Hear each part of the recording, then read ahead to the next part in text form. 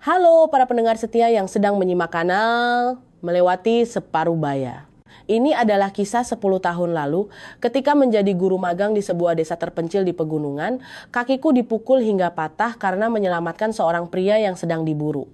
Impianku menjadi guru pun hancur berantakan. Hari ini saat bekerja sebagai cleaning service di sebuah perusahaan besar, aku tak sengaja menumpahkan air kotor ke tubuh sang presiden direktur. Pria itu terdiam kaku. Kirana. Inikah dirimu? Namaku Kirana Larasati.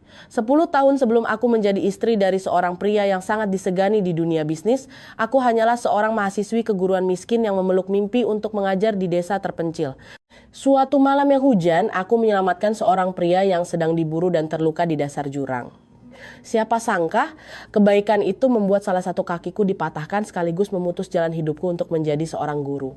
10 tahun kemudian, dalam balutan seragam cleaning service, aku tanpa sengaja menyiramkan seember air kotor ke tubuh presiden direktur perusahaan.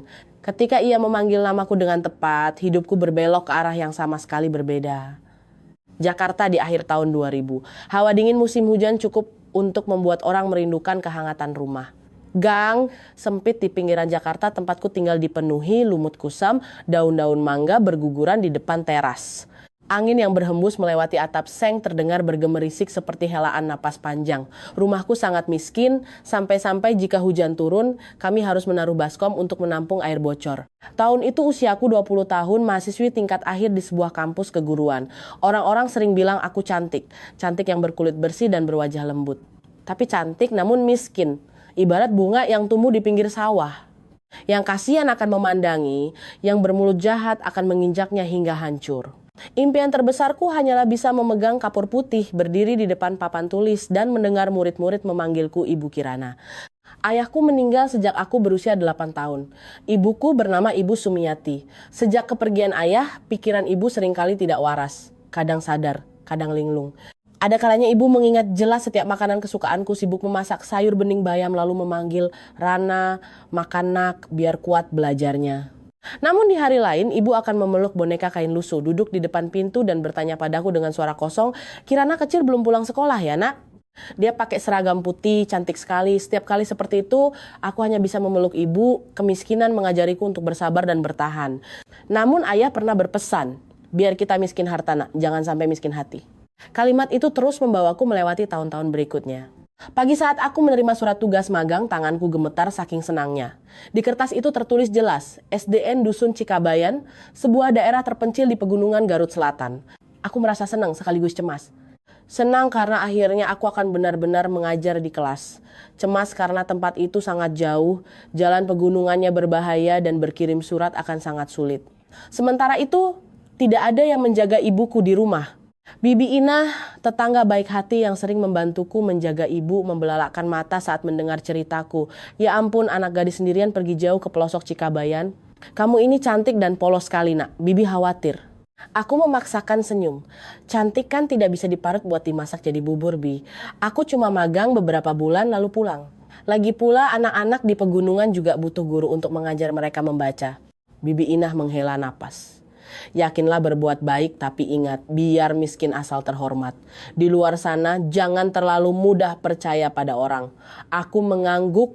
Bibi Inah berjanji akan menengok ibu dan mengingatkannya minum obat.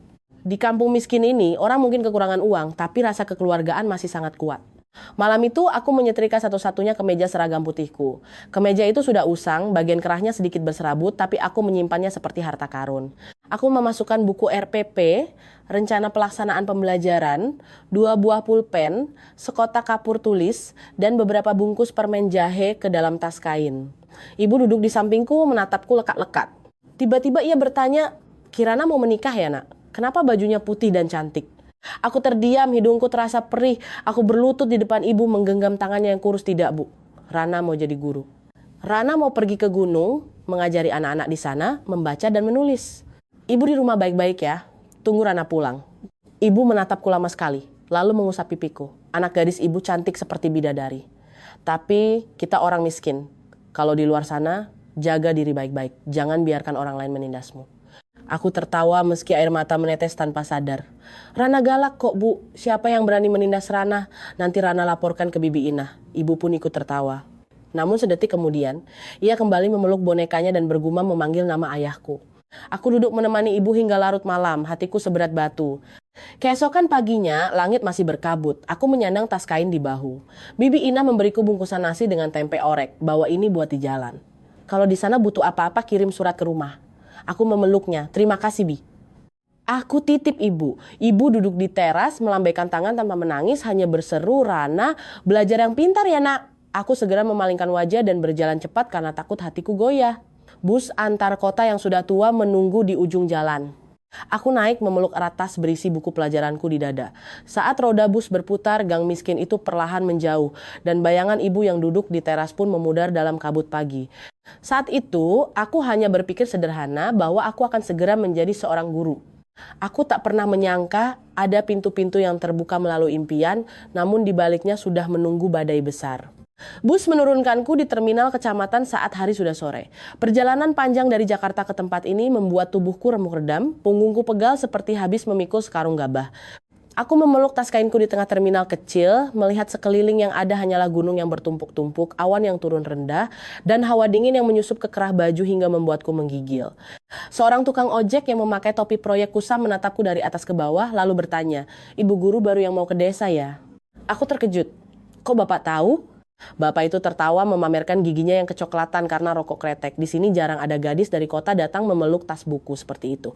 Lagian, pegawai kecamatan tidak pakai sepatu pantofel seperti ibu. Aku ikut tertawa. Gurauan kecil di tempat asing membuat rasa gugupku sedikit berkurang. Aku naik ke atas motor tuanya. Kedua tangan memegang erat tas kainku. Jalan menuju Cikabayan sangat berkelok. Banyak bagian yang lebarnya hanya cukup untuk satu ban motor. Di sebelah kiri tebing tanah basah, di kanan jurang berselimut kabut putih. Kadang ban motor tergelincir di atas lumpur, membuatku menahan napas ketakutan. Bapak ojek menoleh dan berseru, "Ibu jangan takut. Jalannya memang seram, tapi kalau orangnya baik, gunung juga akan sayang." Aku tidak tahu apakah gunung akan menyayangiku. Yang aku tahu hari itu angin bertiup sangat dingin hingga tanganku kebas. Sementara hatiku dipenuhi rasa cemas sekaligus antusias. Menjelang malam, motor berhenti di ujung jalan tanah. Bapak ojek menunjuk ke arah tanjakan berbatu, jalan kaki sedikit lagi sampai di sekolah. Motor sudah tidak kuat naik, Bu. Aku membayar dan berterima kasih lalu menyandang tasku. Tanjakan di depan berwarna merah tanah yang lembab. Baru berjalan beberapa puluh langkah, sepatuku sudah penuh lumpur dan ujung rok panjangku yang terlipat di dalam tas ikut basah oleh embun. Namun, ketika melihat atap seng kecil yang bersandar di lereng gunung dan mendengar suara tawa anak-anak dari kejauhan, rasa lelahku tiba-tiba lenyap. Sekolah dasar Cikabayan hanya memiliki 2 ruang kelas beratap seng dengan dinding papan yang sudah memudar serta halaman tanah berbatu. Di sebelahnya terdapat sebuah pondok kecil untuk guru, atapnya rendah dan pintu kayunya berderit. Kepala sekolah Ibu Lestari keluar menyambutku. Beliau berusia 40-an, bertubuh kecil, rambutnya disanggur rapi di belakang leher, wajahnya terbakar matahari, namun matanya sangat hangat. "Kamu Kirana ya?" "Iya, selamat sore Bu Lestari." Beliau mengambil alih salah satu tas bawaanku, suaranya ramah. "Bisa sampai di sini saja sudah hebat. Banyak mahasiswa magang yang kalau dengar ditempatkan di Cikabayan langsung minta pindah. Kamu kurus begini, ibu khawatir angin gunung bisa menerbangkanmu." Aku tersenyum malu. "Iya Bu, saya memang kurus, tapi kaki saya kuat menapak bumi. Di rumah saya juga biasa memikul air." Ibu Lestari menatapku sejenak lalu menghela napas pelan. Anak dari keluarga susah memang biasanya tahan banting. Tapi di sini beda dengan di kota. Listrik sering mati. Kalau mau kirim, surat harus titip orang yang turun ke kecamatan. Kalau ada keadaan darurat juga tidak bisa langsung memanggil orang. Ingat, kalau malam jangan pernah keluar sendirian. Aku mengangguk cepat meski perutku mulai terasa mulas karena cemas. Beliau membawaku masuk ke pondok guru. Di dalamnya hanya ada ranjang bambu, meja kayu reyot, tungku tanah liat kecil, dan sebuah lampu tempel pelita.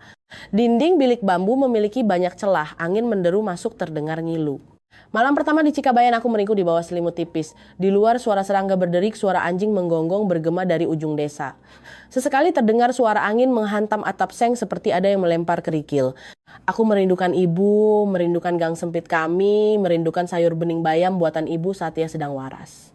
Aku mengambil kertas untuk menulis surat, tapi setelah selesai menulis, aku menatap amplop itu lama sekali. Di sini, selembar surat pun harus menunggu orang yang searah untuk membawanya. Jarak yang jauh bukanlah tentang jumlah kilometer, melainkan ketidakberdayaan saat aku ingin bertanya, apakah hari ini ibu sudah minum obat? Dan aku tak bisa langsung mendapat jawabannya. Keesokan paginya, aku memakai kemeja seragam putihku, mengikat rambut dengan rapi, memeluk buku pelajaran dan melangkah ke kelas. Begitu melihatku, anak-anak berseru riuh. Berpuluh-puluh wajah kecil, ada yang pipinya pecah-pecah karena kedinginan, ada yang memakai baju penuh tambalan, ada yang bertelanjang kaki berlumur lumpur, tapi mata mereka semua berbinar terang. Seorang anak perempuan dengan potongan rambut berantakan berdiri dan bertanya malu-malu, "Ibu guru baru ya?" Aku tersenyum. "Iya, nama Ibu Kirana. Mulai hari ini ibu akan belajar bersama kalian." Seorang anak laki-laki di bangku belakang mengangkat tangan. Ibu Kirana cantik kayak orang di TV. Satu kelas tertawa riuh. Aku ikut tertawa. "Memangnya di rumahmu ada TV?" Ia menggaruk kepalanya. "Nggak ada, Bu. Saya numpang nonton di rumah kepala desa, tapi TV di rumah Pak Kades juga sering mati lampu, Bu." Ucapan polos itu membuatku ingin tertawa, namun mataku terasa pedas. Aku mengambil beberapa bungkus permen jahe dari dalam tas yang kubeli di Jakarta, mematahkannya kecil-kecil dan membagikannya pada setiap anak. Ada seorang anak yang memegang permen itu tapi tidak memakannya, terus memandanginya. "Kenapa tidak dimakan?" Ia menjawab pelan, "Saya simpan buat adik saya di rumah, Bu." Aku memalingkan wajah ke papan tulis, pura-pura menghapus kapur untuk menyembunyikan air mataku. Anak-anak miskin menyayangi satu sama lain hanya dengan sepotong permen. Sedangkan orang dewasa di luar sana, kadang karena uang bisa melupakan ikatan darah. Dunia ini memang penuh dengan kebalikan. Hari-hari berikutnya, aku mulai terbiasa dengan ritme hidup di Cikabayan. Pagi hari mengajar kelas rangkap, siang hari makan nasi dengan serundeng atau sayur pakis bersama Ibu Lestari. Sore harinya berkeliling membujuk anak-anak yang putus sekolah agar mau kembali ke kelas. Suatu hari, aku harus menyeberangi Sungai Dangkal untuk sampai ke rumah Siti. Ibu Siti berkata, "Ibu guru, kami terlalu miskin, bolehkah dia di rumah saja bantu jaga adiknya?" Aku menggenggam tangan Ibu Siti dan berbicara pelan. "Ibu, ilmu memang tidak akan membuat kita kenyang hari ini, tapi ilmu membuka jalan untuk hari esok. Biarkan dia sekolah agar nanti hidupnya tidak sesusah kita." Sang ibu terdiam lama sekali lalu mengangguk. Siti menatapku dan tersenyum memamerkan giginya yang ompong. Senyuman itu membuatku merasa bahwa semua jalanan berlumpur ini sepadan. Jumat sore setelah jam sekolah usai, aku duduk di teras pondok menjahit tali sepatuku yang putus. Ibu Lestari lewat dan meletakkan sekat daun singkong di dekatku. "Ini dari warga desa untuk ibu guru baru." Aku girang bukan kepalang. Saya baru beberapa hari di sini sudah dikasih sayur. Sepertinya saya sudah mau jadi orang desa sini ya, Bu. Ibu Lestari tertawa. "Kalau mau jadi orang sini, kamu harus bisa makan nasi tiwul, minum air kendi, dan yang paling penting, jangan menangis kalau ingat rumah." Aku berpura-pura serius. "Wah, kalau begitu saya sudah lulus 2 syarat, tapi syarat jangan menangis itu saya minta keringanan deh, Bu." Kami berdua tertawa. Suara tawa kami melebur ke dalam kabut gunung, seringan asap dapur di sore hari. Namun tepat malam harinya, ketika aku membawa ember ke sumur kecil di belakang sekolah untuk mengambil air, aku melihat beberapa jejak ban motor tercetak dalam di lumpur pada jalan setapak dekat pinggir hutan. Di sebelahnya ada jejak sepatu pantofel kulit yang sangat jelas, besar dan tajam, sama sekali tidak mirip dengan sandal jepit atau jejak kaki telanjang warga desa. Aku terpaku sejenak, angin dari hutan berhembus membuat punggungku merinding kedinginan. Di tempat seterpencil ini, menjelang malam, siapa yang berjalan memakai sepatu kulit di jalan setapak belakang sekolah? Aku menenteng ember air dan kembali, hatiku tiba-tiba terasa lebih berat. Malam itu, anjing-anjing di desa menggonggong lebih lama dari biasanya. Keesokan paginya, aku menceritakan jejak sepatu aneh itu pada Ibu Lestari. Beliau sedang menyalakan tungku untuk memasak bubur kacang hijau. Mendengar ceritaku, tangannya terhenti sejenak. "Sepatu pantofel?" "Iya, Bu, jejaknya dalam, ada bekas ban motor juga." Ibu Lestari menatap ke arah hutan, suaranya merendah. "Daerah sini memang kadang ada orang dari kota datang beli kayu atau hasil bumi. Tapi kalau lewat jalan belakang sekolah waktu malam itu tidak wajar.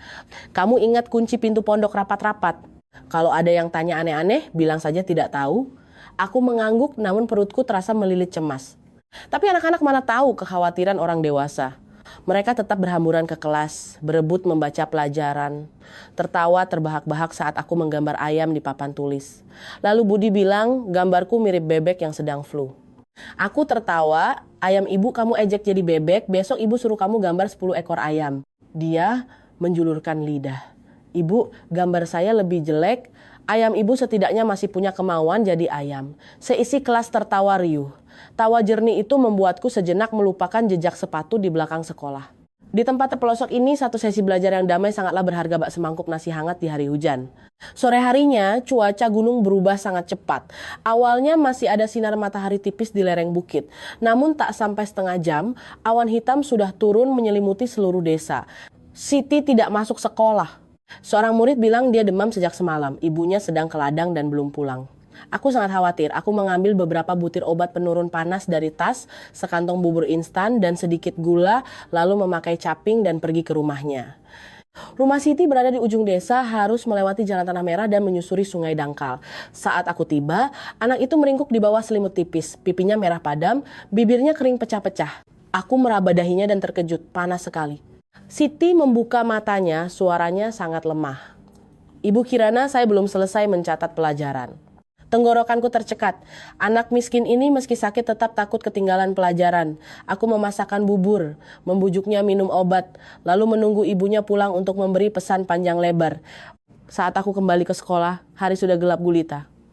Hujan badai turun dengan derasnya, tetesan airnya berat menghantam capingku seperti kerikil, jalan tanah menjadi sangat licin, lumpur menempel tebal di sepatuku. Aku memeluk erat tasku di depan dada, berjalan sambil menenangkan diri. Ayo cepat Rana, sampai di pondok nanti aman, jangan menakut-nakuti diri sendiri. Namun saat tiba di tikungan dekat tebing batu, tiba-tiba aku mendengar suara aneh. Awalnya hanya suara arangan pelan yang bercampur dengan suara hujan. Aku berhenti mendadak, jantungku berdebar kencang. Hutan sangat gelap, angin meniup semak belukar menciptakan suara gemerisik seperti orang berbisik. Aku menelan ludah dengan susah payah. Siapa di sana? Tidak ada jawaban. Saat aku hendak melangkah lagi, suara erangan itu terdengar kembali, kali ini lebih jelas. Suara itu berasal dari dasar jurang di sebelah kananku.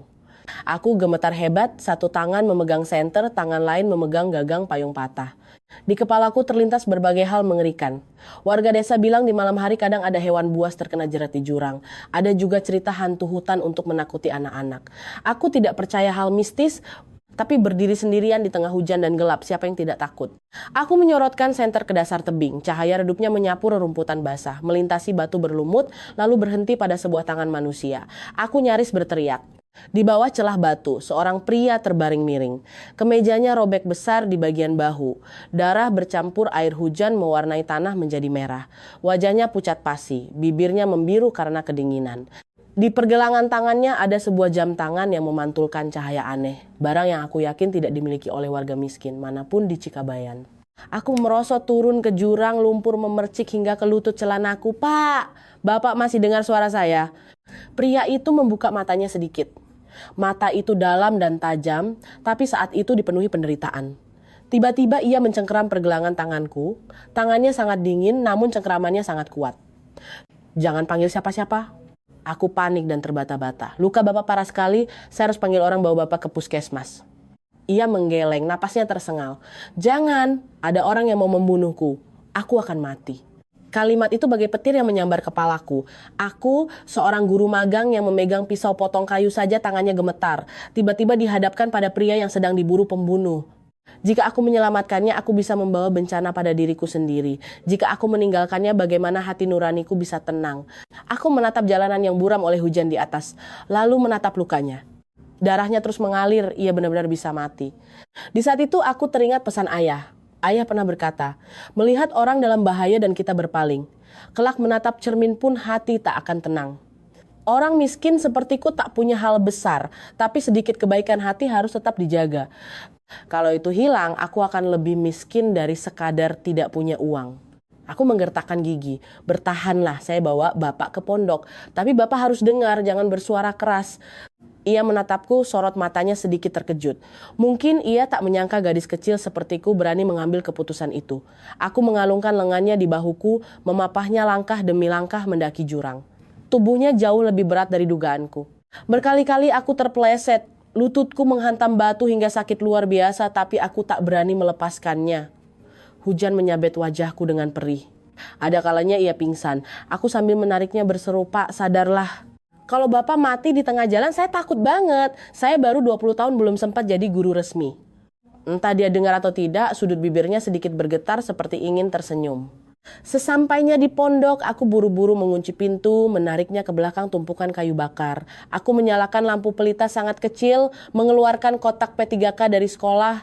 Aku tidak banyak tahu soal medis.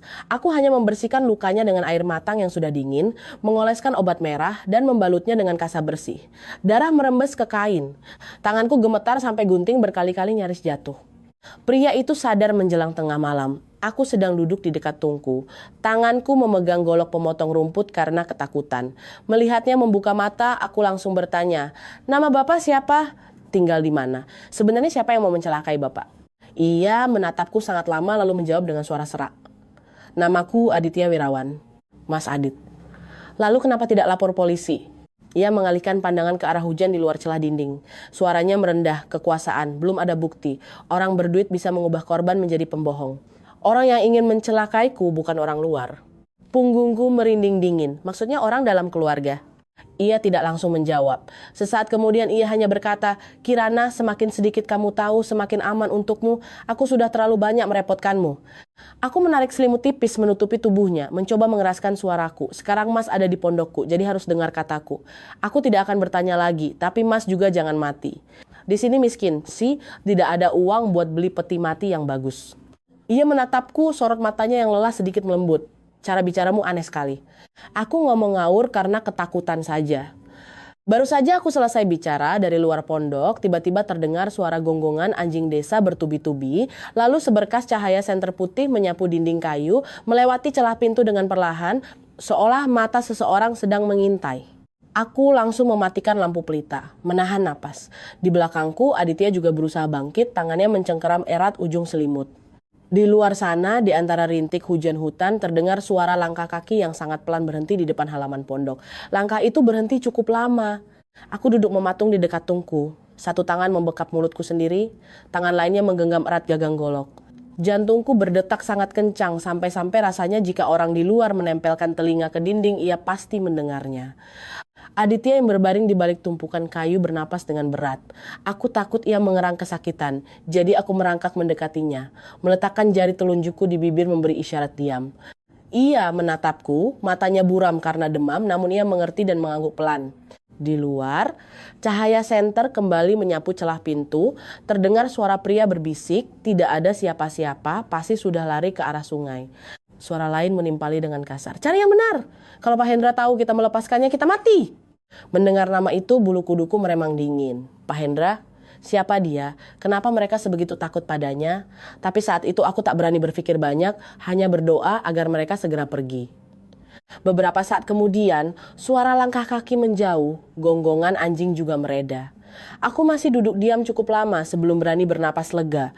Ketika aku kembali menyalakan pelita, kulihat dahi Aditya basah oleh keringat, luka di bahunya kembali merembeskan darah. Aku panik, mengambil kain yang dibasahi air hangat dan mengelap wajahnya. "Mas Adit, dengar saya?" Bibirnya, ia membuka mata, bibirnya kering. "Maaf, menarikmu ke dalam masalah ini."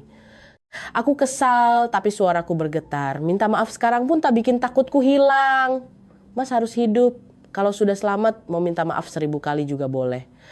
Ia menatapku sejenak, sudut bibirnya menyunggingkan senyum lemah.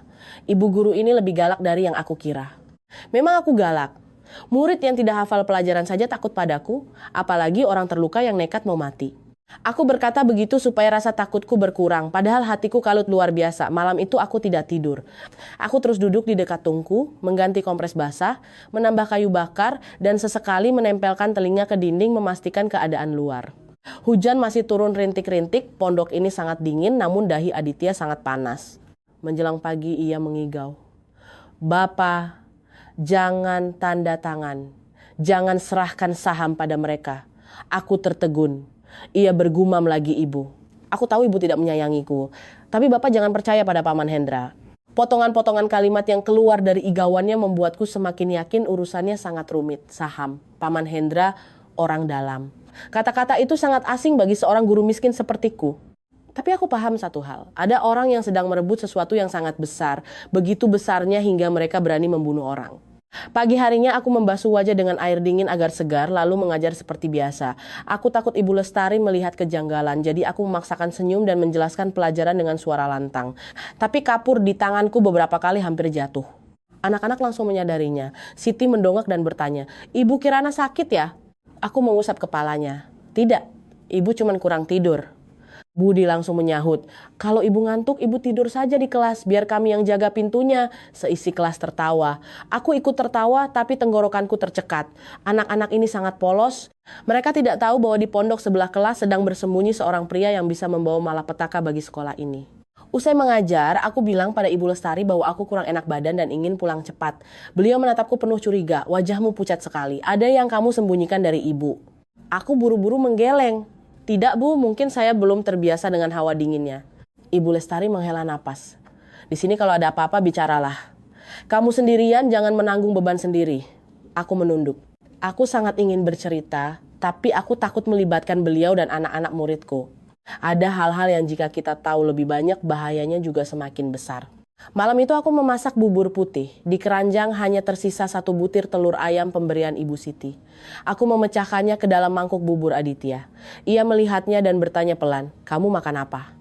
Aku sudah makan. Ia melirik mangkukku yang hanya berisi nasi dingin yang disiram kecap. "Kamu berbohong." Aku meletakkan mangkuk bubur di tangannya. "Orang sakit butuh makan. Aku ini kuat kayak kerbau. Di kota orang-orang bilang aku ini kecil tapi jagoan." Aditya tertawa lalu terbatuk pelan. Aku buru-buru memegang mangkuknya. "Ketawa kenapa? Aku serius." Ia menatapku lama sekali, sorot matanya melembut. "Kenapa kamu jauh-jauh ke sini untuk magang?" Aku duduk di dekat tungku, mengambil ranting untuk mengaduk bara api. Karena aku mau jadi guru. Keluargaku miskin, ibuku sakit, ayah sudah meninggal. Aku bisa kuliah sampai tingkat akhir saja sudah sangat bersyukur. Aku pikir kalau aku bisa mengajar dan punya gaji tetap, ibu tidak akan terlalu menderita. Lagi pula aku kasihan melihat anak-anak miskin. Kalau mereka tidak punya ilmu, nanti hidupnya susah seperti orang tua mereka. Ia mendengarkan dalam diam, lalu setelah beberapa saat berkata, "Kamu masih muda, tapi berpikir jauh melampaui orang dewasa." Aku tersenyum getir. Orang miskin memang harus berpikir jauh, Mas. Kalau tidak, besok mau makan apa saja tidak tahu.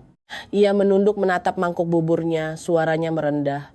"Kalau aku selamat kembali, aku pasti akan kembali mencarimu." Aku mengibaskan tangan. Jangan ngomong kayak di sinetron. Aku menyelamatkanmu karena kamu nyaris mati. Kalau kamu bisa pulang, hiduplah yang benar. Jangan bikin usahaku begadang 3 malam masak bubur sia-sia. Aditya tersenyum sangat tipis. Senyum itu membuat wajah pucatnya tak lagi terasa sedingin es. Namun saat ia bergerak, sebuah foto kecil dari saku kemejanya jatuh ke tanah. Refleks aku memungutnya. Dalam foto itu ada seorang pria tua duduk di tengah, di sampingnya ada wanita berpakaian kebaya mewah, senyumnya ramah tapi matanya tajam. Di belakangnya ada seorang pemuda yang lebih muda dari Aditya, tampak percaya diri dengan tangannya bertumpu di bahu wanita tersebut. Aditya langsung merebut foto itu kembali, gerakannya sangat cepat hingga aku terkejut. "Jangan dilihat." Aku tertegun, "Maaf, aku tidak sengaja." Ia menatap foto itu, pandangannya meredup. "Bukan salahmu, hanya saja ada orang dalam foto ini yang tidak seperti kelihatannya." Aku tidak bertanya lebih jauh, tapi wajah wanita mewah itu terpatri di ingatanku. Entah kenapa senyum wanita itu membuatku merasa lebih dingin dari angin hutan malam itu. Malam ketiga, luka Aditya sudah tidak terlalu merembes. Ia sudah bisa duduk meskipun masih lemah. Menjelang tengah malam dari arah jalan setapak belakang gunung terdengar 3 kali siulan pendek dan terputus-putus. Aditya langsung menegang. Orangku sudah datang. Aku menatapnya, jantungku tiba-tiba berdebar kencang. "Mas harus pergi sekarang." Ia mengangguk. "Kalau aku tinggal lebih lama, kamu akan makin dalam bahaya. Kirana, kamu sudah cukup menyelamatkanku." Aku berdiri mengambil jas hujan plastik bekas yang tergantung di dinding bambu dan menyerahkannya. "Jalanan sangat licin, jalanlah pelan-pelan. Dan kalau bertemu keluargamu, kalau mereka baik percayalah, tapi kalau jahat jangan asal percaya. Aku ini miskin, tapi aku tahu keluarga saudara kalau terlalu serakah bisa berubah jadi musuh." Aditya menatapku, matanya kelam dan dalam di bawah sinar lampu pelita. Aku akan ingat kata-kata itu. Di luar, suara siulan kembali terdengar lebih mendesak. Aku membuka sedikit pintu pondok. Kabut gunung menyerbu masuk dengan dingin yang menusuk tulang. Jalanan di depan gelap gulita bagai menelan segala janji yang belum sempat terucap. Aku menarik syal rajut bekas melilit leherku, lalu memapah Aditya melangkah keluar pondok. Gerimis turun rapat, kabut gunung membentuk warna putih susu. 3 siulan dari arah jalan setapak kembali terdengar, pelan saja, namun membuat dadaku sesak. Aditya berjalan tertatih. Satu tangannya bertumpu di bahuku, tangan lainnya memegangi luka di dadanya. Jalan setapak malam itu selicin dilumuri minyak, tiap langkah terperosok ke dalam lumpur dingin. "Mas tahan," tanyaku pelan. Ia mengangguk, bibirnya pucat pasi. "Bisa, kamu jangan khawatir." Aku mendelik. Luka begini masih gengsi, laki-laki memang aneh. Ia tersenyum sangat tipis. Aku memapahnya bersandar di sebatang pohon. Di dalam hati merasa lucu tapi juga takut. Kalau bukan karena situasi yang berbahaya, mungkin aku sudah mengomelinya habis-habisan. Ibu guru Kirana kalau marah ternyata punya gaya sendiri. "Aku yakin kalau kamu jadi guru resmi, murid yang tidak hafal pelajaran bakal lebih dimarahi habis-habisan." Setelah dia berkata begitu, aku terdiam. Dua kata guru resmi saat itu adalah mimpi yang masih hangat di hatiku. Aku tidak tahu bahwa suatu hari nanti aku harus menyimpannya rapat-rapat di dasar hati, seperti menyimpan baju yang sudah robek.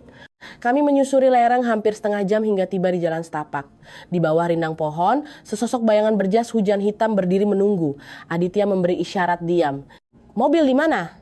"Di bawah tanjakan batu. Kita harus cepat. Di sisi sana mereka masih mencari." Mendengar itu tanganku langsung dingin. Ternyata orang-orang itu belum menyerah. Andai aku terlambat sedikit saja, pria ini mungkin benar-benar sudah mati di dasar jurang. Aditya menoleh padaku. Di tengah gerimis, wajahnya pucat tapi matanya sangat terang. "Kirana, kamu kembalilah. Jalan ke depan sangat berbahaya." Aku menatap ujung celanaku yang berlumur lumpur lalu menatapnya. "Aku sudah mengantarmu sampai sini, jangan buat aku menyesal ya." Ia terdiam. Sesaat kemudian ia melepaskan cincin perak dari jari kelingkingnya. Cincin itu tidak besar, di bagian dalamnya terukir huruf A kecil. Ia meletakkannya di telapak tanganku. "Simpan ini. Suatu saat nanti, aku akan menggunakannya untuk mencarimu." Aku terkejut dan menarik tanganku. Tidak mau.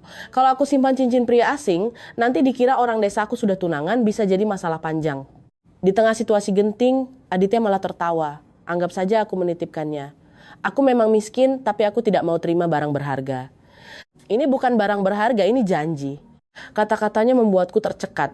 Aku merasa jika aku tidak menerimanya, benang tipis di antara kami akan putus selamanya di tengah hujan ini. Aku akhirnya menerimanya dan menggenggamnya erat. "Baik, aku simpan, tapi Mas harus hidup dan kembali untuk mengambilnya. Jangan sampai aku menyimpannya terus sampai jadi perawan tua yang menjaga cincin, itu sedih sekali." Aditya menatapku. Matanya tiba-tiba melembut. "Aku pasti kembali. Kirana, aku berhutang satu nyawa padamu." Itu pertama kalinya ia memanggil namaku tanpa embel-embel. Di tengah hutan yang dingin, panggilan itu membuat pipiku memanas. Aku buru-buru memalingkan wajah. "Aku tidak butuh hutangmu. Kalau Mas sudah sampai kota, hiduplah dengan benar." Orang bilang orang baik pasti selamat, tapi menurutku orang baik juga harus tahu cara menjaga diri. Jangan biarkan keluargamu menipumu lagi. Aditya mengangguk. "Ya. Aku akan ingat." Orang berjas hujan hitam itu mendesak, "Mas Adit, kita harus pergi." Aditya melangkah 2 tindak lalu berbalik lagi. Ia menatapku sangat lama, seolah ingin merekam setiap gurat wajah guru miskin yang berdiri di tengah hujan malam ini. "Pulanglah hati-hati," ucapnya. Aku mengangguk, "Mas juga." Lalu sosoknya perlahan menghilang di balik deretan pepohonan. Suara langkahnya makin menjauh hingga yang tersisa hanyalah rintik hujan pada dedaunan dan suara arus sungai di bawah jurang. Aku berdiri di sana cukup lama, tanganku masih menggenggam cincin peraknya. Aku mengutuk diriku sendiri, Dasarana. Orang itu siapa saja kamu belum tahu pasti. Kenapa berdiri mematung seolah sedang melepas suami pergi ke medan perang? Berpikir begitu malah membuatku ingin menangis. Jalan pulang terasa lebih sepi dari saat berangkat. Tiap kali angin menerpa hutan, aku tersentak dan menoleh ke belakang. Perasaan diawasi masih menempel. Setibanya di sekolah, aku berdiri di halaman melihat 2 ruang kelas yang gelap gulita. Siang hari tempat ini penuh dengan ejaan anak-anak, namun saat malam turun tempat ini terasa sangat kecil dan sepi. Aku tiba-tiba merasa takut. Bukan takut hantu hutan, melainkan takut pada manusia yang bersembunyi dalam kegelapan. Aku membuka pintu pondok, hendak masuk, lalu terhenti. Tepat di depan ambang pintu, di atas tanah basah, terdapat puntung rokok yang masih baru. Bagian filternya terinjak pipih, lumpur menempel di sekitarnya, tapi bau asapnya masih sangat jelas. Aku tidak merokok, Ibu Lestari juga tidak. Warga desa di sini rata-rata merokok linting atau kretek lokal. Jarang ada yang pakai rokok filter beraroma tajam seperti ini. Aku menunduk memungutnya. Jantungku berdegup kencang. Ada orang yang berdiri di depan pondokku. Puntung rokok itu masih baru, artinya orang itu baru saja berada di sini. Mungkin saat aku memapah Aditya ke jalan setapak, ada yang kembali memeriksa. Atau mungkin orang itu melihatku. Aku segera menutup pintu, menggeser gerendel kayu. Cincin perak di telapak tanganku terasa dingin. Aku membuka kotak kapur tulis, menaruh cincin itu di bawah tumpukan kapur putih, lalu menutupnya rapat-rapat. Malam itu aku tidak bisa tidur. Aku duduk di dekat pelita, di depanku ada RPP yang belum selesai kutulis. Materi besok untuk murid-muridku adalah semangat gotong royong. Aku menatap kata-kata itu dan hatiku terasa nyeri. Aku baru saja menyelamatkan orang karena rasa kemanusiaan. Namun di balik dinding bambu pondok yang rapuh ini, aku merasa malapetaka sedang diam-diam mendekatiku seinci demi seinci. 3 hari setelah Aditya meninggalkan Cikabayan, aku berusaha meyakinkan diri bahwa semuanya sudah berlalu. Paginya aku tetap mengajar menulis huruf demi huruf di papan tulis. Sorenya aku tetap membujuk murid kembali ke sekolah. Malamnya aku mengunci pintu rapat-rapat lalu menyusun RPP di bawah cahaya pelita. Tapi hatiku tak lagi tenang. Puntung rokok di depan pintu terus menghantuiku.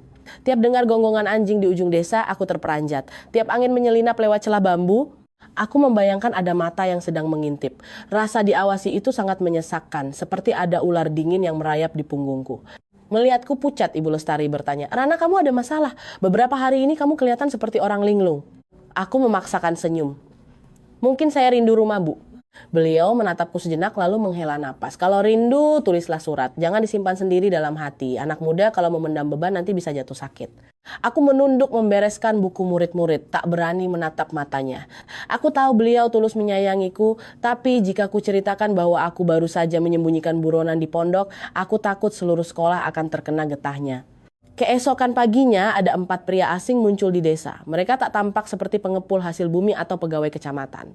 Berjaket gelap, sepatu pantofel berlumpur, rambut disisir rapi, bicaranya pelan tapi matanya awas menyapu sekitar.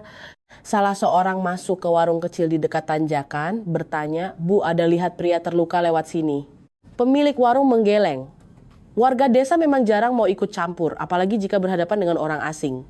Tapi siangnya, ketika aku turun ke pasar kecamatan untuk membeli perban dan obat flu untuk murid-murid, si penjual obat tanpa sengaja berkata pada seorang pria yang berdiri di dekatnya, "Tumben belakangan ini ibu guru dari Cikabayan beli banyak obat.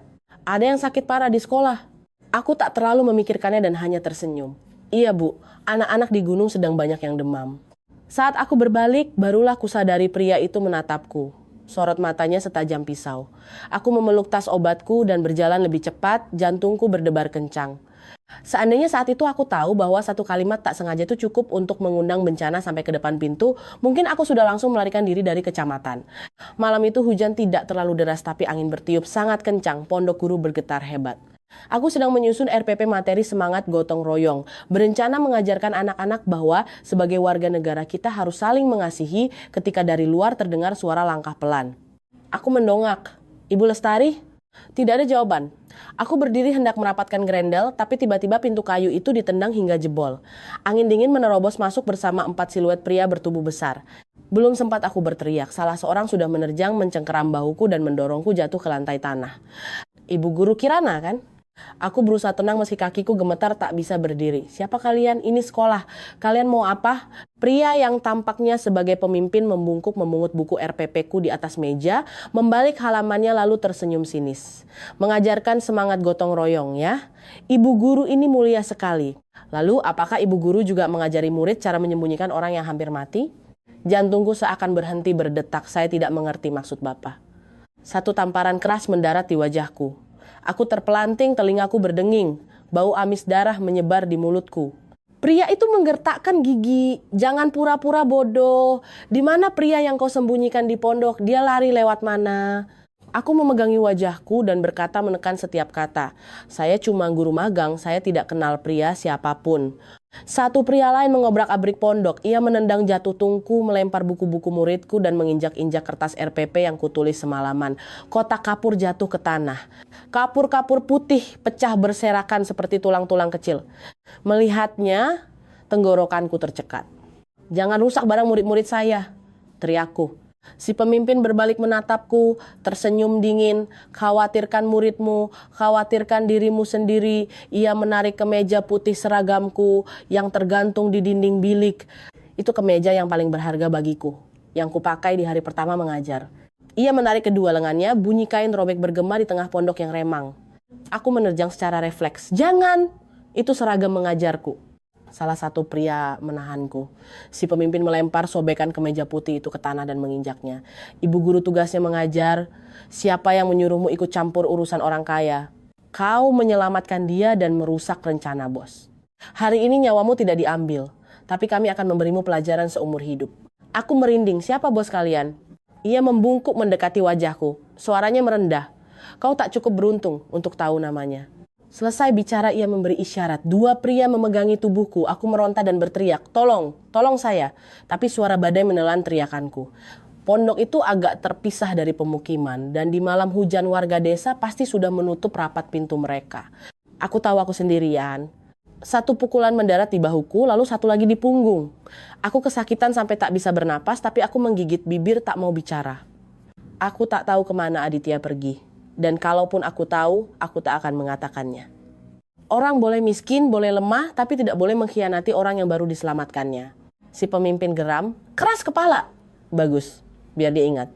Aku melihat sebatang tongkat kayu tebal diangkat tinggi-tinggi. Dalam sepersekian detik itu, aku hanya sempat meringkuk. Suara krek yang mengerikan terdengar dari kaki kiriku. Rasa sakit meledak dahsyat menjalar langsung ke otakku. Aku berteriak sejadi-jadinya, lalu jatuh pingsan di lantai tanah. Sebelum kesadaranku benar-benar hilang, aku masih mendengar pria itu berkata, "Ibu guru, pulanglah dan ajarkan dirimu sendiri satu hal. Jangan berbaik hati pada orang yang salah." Ketika aku sadar, cahaya pelita terlihat kabur membentuk lingkaran-lingkaran. Aku mendengar Ibu Lestari menangis di dekat telingaku. "Rana, bertahan nak, tolong bopong dia ke puskesmas sekarang." Warga desa berkerumun di pintu pondok. Ada yang mengutuk perbuatan biadab itu. Ada yang diam-diam memunguti buku anak-anak dari genangan lumpur. Siti menangis sesenggukan. Tangannya menggenggam sobekan seragam putihku. "Ibu Kirana, ibu masih mau ajarin kami nggak?" Aku ingin menjawab, tapi bibirku tak bisa digerakkan. Kaki kiriku sakit luar biasa sampai terasa bukan lagi milikku. Aku hanya menatap atap seng yang berlubang. Air mata mengalir dari pelipisku. Di sudut ruangan, RPP semangat gotong royong hancur terinjak-injak. Tintanya luntur menjadi noda hitam panjang. Aku tiba-tiba mengerti ada orang yang terlahir tidak takut pada hukum manusia dan sama sekali tidak punya nurani. Saat aku ditandu keluar dari pondok, Ibu Lestari menggenggam tanganku erat, suaranya tercekat. "Rana, magangmu mungkin tak bisa dilanjutkan lagi." Kalimat itu jauh lebih menyakitkan daripada tulang kakiku yang patah. Aku memejamkan mata di tengah hujan dan tangisan murid-murid. Mendengar jelas mimpiku menjadi seorang guru hancur berkeping-keping. Aku meninggalkan Cikabayan di suatu pagi berkabut. Ibu Lestari menemaniku sampai ke terminal kecamatan. Tangannya memeluk tasku yang robek dan seragam putihku yang terbelah dua. Warga desa berbaris di pinggir jalan untuk melepas kepergianku.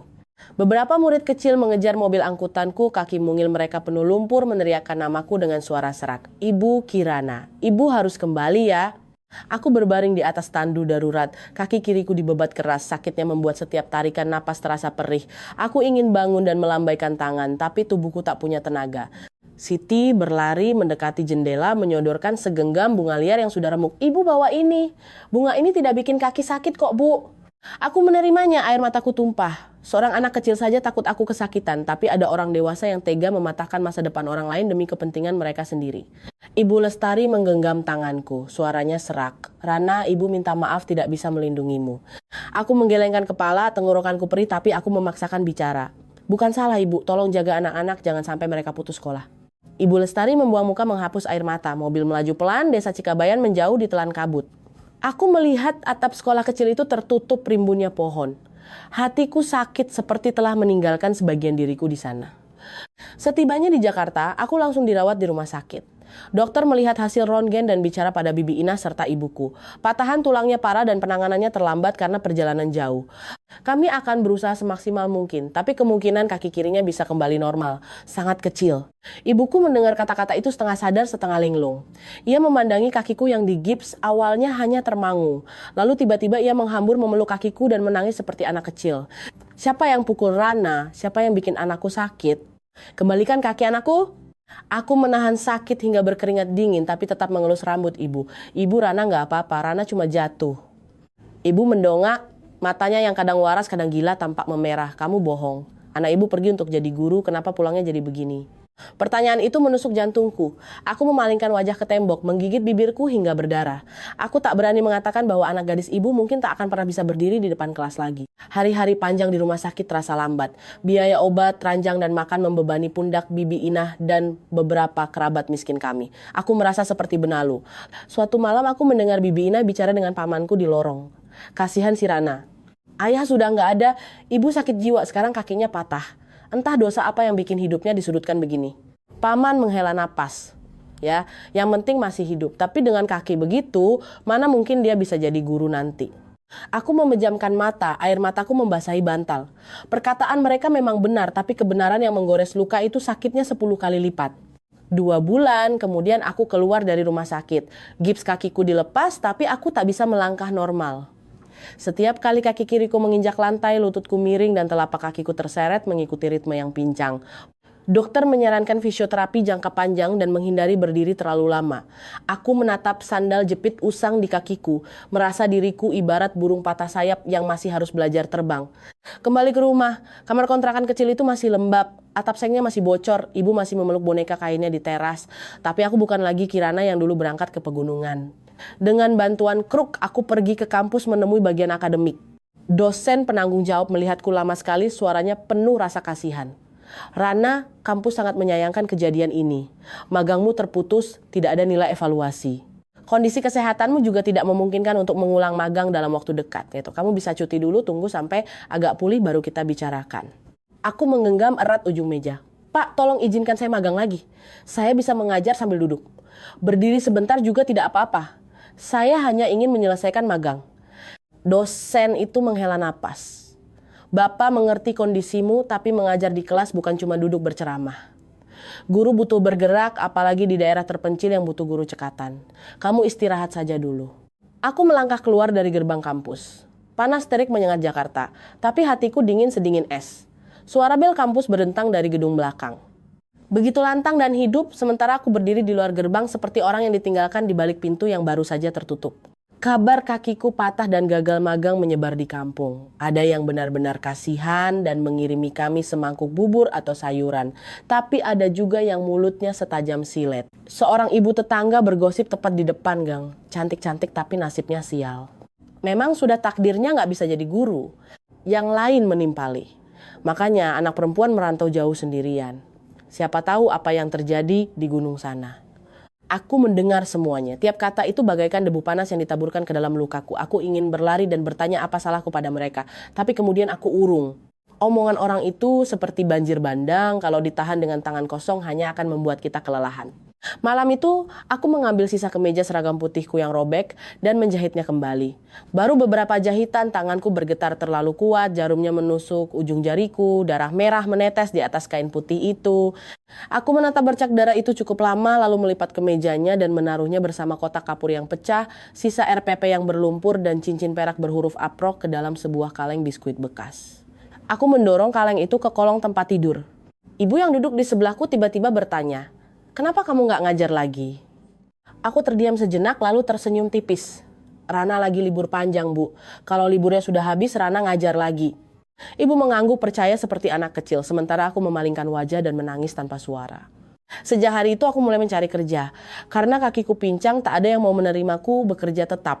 Aku mencuci piring di warung bakso ujung gang, menjadi tenaga lepas penjahit borongan, malam hari mengupas bawang merah atau melipat kantong kertas. Sempat juga aku berjualan tisu dan air mineral di lampu merah dekat terminal. Panas aspal yang menyengat membuat kakiku yang patah sering terasa linu. Aku harus menyeret langkahku satu persatu. Pernah ada pembeli yang melihatku lalu berkata, "Mbak cantik begini jualan tisu, sayang banget. Sini ikut mas, biar mas yang nafkahin." Aku memalingkan wajah dengan dingin. Cantik bagi perempuan miskin kadang bukan anugerah, melainkan alasan bagi orang jahat untuk merendahkan. Aku belajar memakai baju kedodoran, mengikat rambut asal-asalan, dan tak menatap mata orang terlalu lama. Aku hanya ingin mencari uang cukup untuk beli obat ibu dan membayar kontrakan. Urusan makan seadanya pun tak masalah. Di sudut kasur, kaleng biskuit bekas itu masih tergeletak. Ada kalanya saat berbenah, aku ingin membuang semuanya. Tapi setiap kali ku buka tutupnya dan melihat cincin perak itu, aku tak tega. Bukan karena aku masih bermimpi muluk, aku cuma ingin menyimpan bukti bahwa dulu aku pernah hidup dengan sangat baik, pernah punya cita-cita yang tulus. Suatu sore di bulan Agustus 10 tahun kemudian, aku sedang menjahit baju ibu saat Mbak Rini, tetangga satu gang, mampir. "Rana, kamu masih cari kerja tambahan?" Aku langsung mendongak. "Mau, Mbak." "Kerja apa saja, yang penting jangan berdiri terus-terusan." Mbak Rini duduk di sampingku dan berbisik, "Perusahaan penyalur, cleaning service, tempat Mbak kerja lagi butuh orang. Ditempatkan di gedung perkantoran Wirawan Group. Gajinya 2 juta sebulan, ada uang makan 300 ribu. Kerjanya agak capek, tapi bersih dan gak panas-panasan." Mendengar jumlah uang itu jantungku berdebar. Bagi orang lain 2 juta mungkin kecil, tapi bagiku itu uang obat ibu untuk hampir 2 bulan. Aku bertanya ragu, "Kaki saya begini, apa mereka mau terima, Mbak?" Mbak Rini menatap kakiku lalu wajahku. "Mbak usahakan. Kamu anaknya rajin dan setidaknya tamatan sekolah tinggi. Besok Mbak bawa kamu menghadap mandornya. Diterima atau tidak, ya terserah mereka." Malam itu aku tidak bisa tidur. Aku mengeluarkan baju paling rapi yang kupunya, menyikat sepatu kasual bututku sampai bersih. Ibu di sampingku bertanya, "Rana mau ngajar lagi ya?" Aku terdiam. Sudah lama sekali ibu tidak menanyakan hal itu saat sedang sadar. Aku tersenyum dengan rasa pahit di dada. "Tidak, Bu. Rana kerja di tempat lain tapi tempatnya bagus, banyak orang berdasi." Ibu mengangguk gembira. "Pakai seragam putih ya, anak ibu cantik pakai putih." Aku berbalik pura-pura menjemur pakaian untuk menyembunyikan air mataku. Baju putihku sudah lama robek, Bu. Keesokan harinya, Barini membawaku ke gedung Wirawan Group. Baru pertama kali aku berdiri di depan gedung kaca lebih dari 30 lantai yang megah berkilau itu, aku merasa sekecil debu. Orang-orang berlalu lalang memakai kemeja, rok kantoran, dan sepatu hak tinggi yang berbunyi tak-tak di atas lantai marmer. Aku menatap sepatuku yang pudar, rasanya ingin pulang saja. Mbak Rini menarik tanganku. "Sudah sampai, jangan takut. Mereka juga makan nasi sama kayak kita, bukan makan emas." Candaannya membuatku sedikit tertawa. Yang mewawancaraiku adalah supervisor kebersihan. Ia wanita berusia 40-an, tegas dan meneliti dari ujung rambut sampai kaki. Begitu melihat cara jalanku, ia mengernyit. "Kakimu kenapa?" Aku menjawab jujur. "Kecelakaan lama, Bu, jadi agak pincang, tapi saya bisa bekerja." "Kerja? Cleaning service, harus ngepel, angkat ember, banyak jalan. Kamu kuat." Aku mencengkeram erat tali tasku. "Ibu kasih saya coba 1 minggu. Saya mungkin lebih lambat dari yang lain, tapi kerjaan saya rapi. Saya tidak janji lantainya bakal sekinclong cermin, tapi saya pastikan tidak ada genangan air yang bikin orang terpleset dan mengeluh pada ibu." Supervisor itu menatapku sejenak, ujung bibirnya sedikit terangkat. "Pintar juga kamu bicara, tapi di sini bukan tempat main-main. Kalau merusak barang, telat, atau bikin orang komplain, gajimu dipotong." "Baik, Bu, saya mengerti." Ia membalik berkasku dan bertanya lagi, "Sekolahmu sampai apa?" Aku diam sejenak. "Saya mahasiswi keguruan tingkat akhir, tapi tidak selesai karena kecelakaan." Ibu supervisor mendongak, matanya melembut sangat cepat meski hanya sepintas. "Ya sudah, besok kamu mulai percobaan. Mulai dari lantai bawah dulu, jangan memaksakan diri sampai pingsan, nanti saya yang disalahkan." Aku girang bukan kepalang.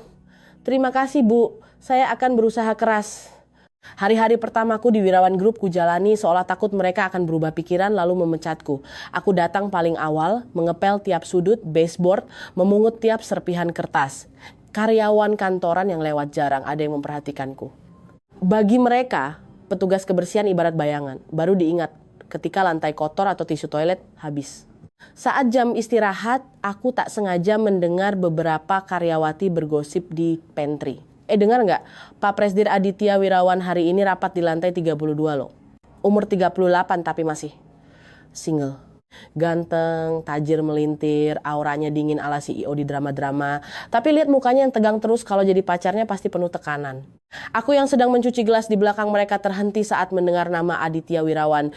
Jantungku berdetak sejenak, tapi lalu aku menertawakan diri sendiri. Di dunia ini ada banyak orang bernama Aditya.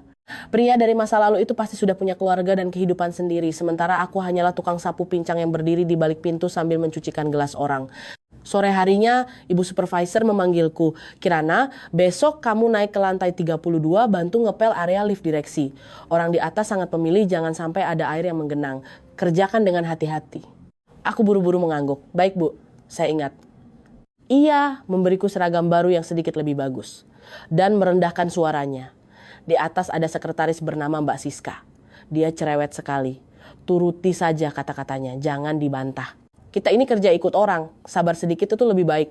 Aku tersenyum tipis. Iya Bu, saya cuma takut kalau terlalu banyak sabar nanti malah sakit maag. Ibu itu tertawa lalu kembali serius. Masih bisa bercanda itu bagus, tapi kalau kakimu sakit bilang jangan memaksakan diri. Aku mengiyakan lalu membawa ember, alat pel, dan kain lab naik lewat lift barang. Lantai 32, sungguh mengkilap layaknya dunia yang berbeda. Lorongnya lebar, berdinding kaca transparan, tanaman hias tersusun rapi, wangi, diffuser, tercium samar di udara. Aku berdiri di tengah-tengah sana, tiba-tiba merasa sepatuku yang bersol karet ini pun terlalu kotor untuk lantai semahal ini. Sekretaris bernama Siska keluar dari ruang rapat. Ia memakai gaun pas badan berwarna krem, rambut disanggul modern, sepatu hak tingginya berbunyi tajam. Melihatku, ia langsung mengerutkan kening. Kamu orang baru?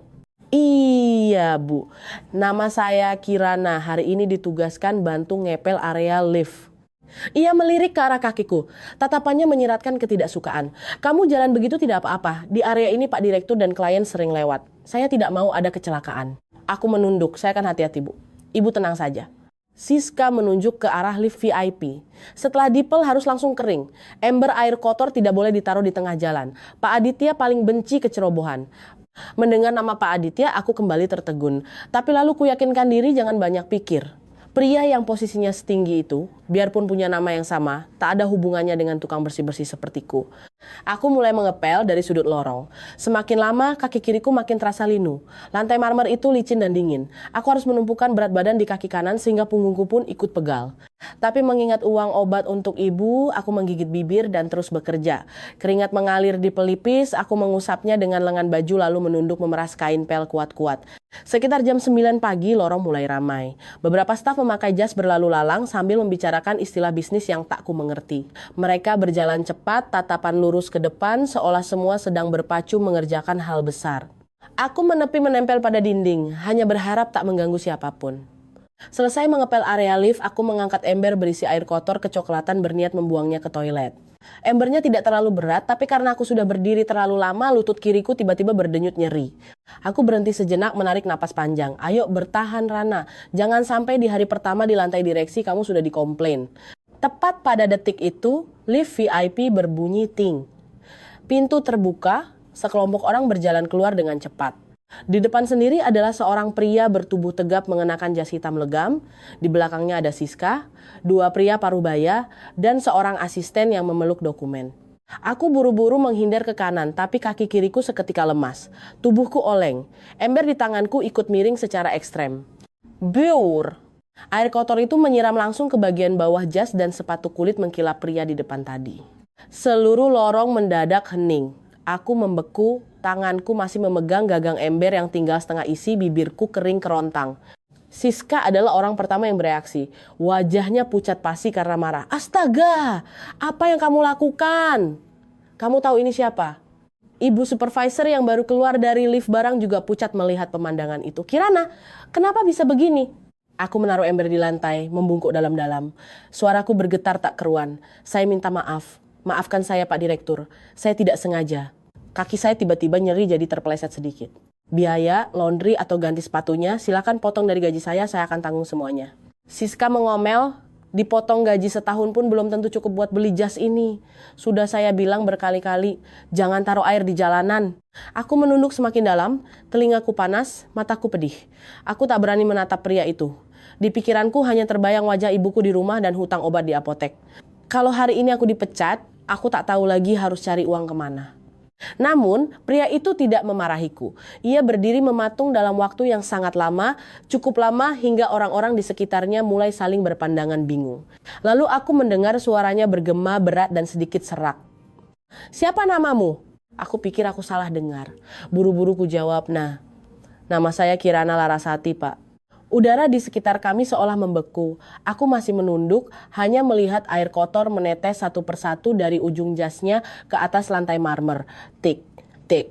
Suara tetesan itu pelan sekali, tapi rasanya seperti menghantam jantungku. Ia bertanya lagi, suaranya jelas-jelas gemetar. Kamu pernah magang di sekolah terpencil di Cikabayan, benar kan? Aku mendongak dengan kaget. Sedetik mataku bertabrakan dengan matanya. Semua suara di sekitarku menguap. Pria di hadapanku ini terlihat jauh lebih dewasa. Rahangnya tegas, ada sedikit uban di kambangnya, matanya jauh lebih dalam dan dingin. Tapi aku langsung mengenalinya. Itu adalah pasang mata yang sama yang menatapku di dalam pondok reyot di malam hujan itu. Mata milik pria yang terluka di dasar jurang. Bibirku gemetar. Mas Adit. Siska ternganga. Ibu supervisor juga terbelalak. Orang-orang di sebelahnya ikut terdiam kaku. Aditya melangkah maju satu langkah. Ia menatapku dari wajah hingga ke postur tubuhku yang miring karena kaki kiriku. Wajahnya langsung sepucat kertas seolah darahnya baru saja disedot habis. Kakimu. Kenapa jadi begini? Aku tak bisa menjawab. 10 tahun ini, aku sudah belajar untuk bersikap santai saat orang lain menatap kakiku yang cacat. Namun di depannya, cangkang pertahanan itu hancur berkeping-keping. Aku menunduk, air mataku menetes lurus ke punggung tanganku. Saya sedang kerja. Pak Direktur, maafkan kesalahan saya barusan. Saya akan bersihkan sekarang. Aku gugup kelabakan hendak mengambil kain lap di lantai. Tapi Aditya membungkuk dan menahan pergelangan tanganku. Tangannya hangat namun bergetar pelan. Kirana, lihat aku. Aku tidak berani menatapnya. Ia menoleh pada Siska, suaranya tiba-tiba berubah sangat dingin. Batalkan semua jadwalku pagi ini. Siska gelagapan. Tapi Pak, klien kita dari Karawang sedang. Saya bilang batalkan. Tak ada yang berani bersuara lagi. Aditya menatap ibu supervisor. Mulai hari ini, Kirana tidak bekerja sebagai cleaning service lagi. Aku panik dan mendongak. Jangan, Mas. Pak Direktur, tolong jangan pecat saya. Saya butuh pekerjaan ini. Ibuku sakit. Saya benar-benar tidak sengaja mengotori jas Bapak. Mata Aditya memerah. Aku tidak memecatmu. Suaranya tercekat di tiap kata. Seolah sedang menapaki jarak 10 tahun yang memisahkan kami. Aku sudah mencarimu selama 10 tahun. Aditya tak membiarkanku berdiri lebih lama di lorong itu. Ia melepas jas basahnya, memberikannya pada asisten, lalu beralih menatapku dengan suara berat. Ikut aku. Aku menoleh serba salah pada ibu supervisor. Wanita itu mematung memeluk setumpuk kain pel cemas sekaligus tak paham apa yang terjadi. Aku berbisik, Bu. Aditya berbalik pada ibu supervisor. Ibu tenang saja, urusan Kirana akan jadi tanggung jawab saya sepenuhnya. Baik Pak, jawabnya gugup. Aku mengikuti Aditya masuk ke ruangannya. Tiap langkah kaki di atas lantai marmer itu menggemakan bunyi kaki pincangku dengan sangat jelas. 10 tahun aku terbiasa mendengarnya, namun hari itu di depan pria yang dulu pernah kusematkan di malam hujan, suara pincang itu membuatku merasa sangat malu hingga ulu hatiku nyeri. Ruang direktur utama itu sangat luas dan sunyi. Dari jendela kaca raksasanya, kota Jakarta terlihat membentang bagai lukisan cerah.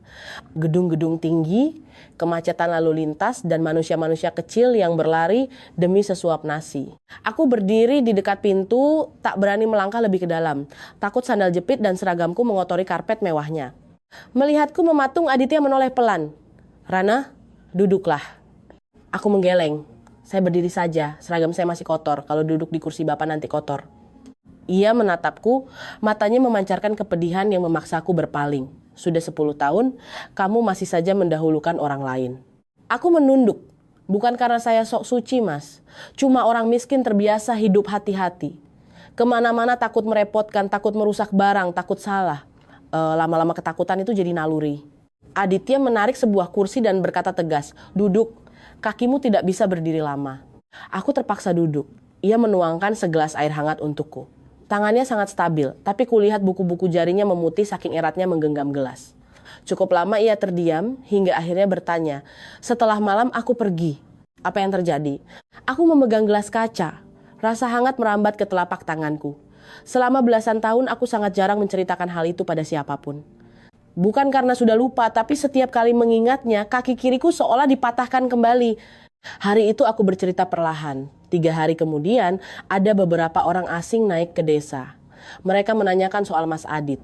Aku tidak bilang apa-apa. Malamnya, mereka mendobrak masuk ke pondok guru. Aditya berdiri kaku mematung. Aku melanjutkan menceritakan tentang buku RPP bab semangat gotong royong yang diinjak-injak, seragam kemeja putihku yang dirobek. Aku juga menceritakan ucapan si pemimpin preman bahwa bos mereka tidak menyuruh mengambil nyawaku, tapi memberiku pelajaran agar aku ingat seumur hidup. Saat ku ceritakan tentang tongkat kayu yang menghantam kaki kiriku, aku terhenti. Tenggorokanku tercekat.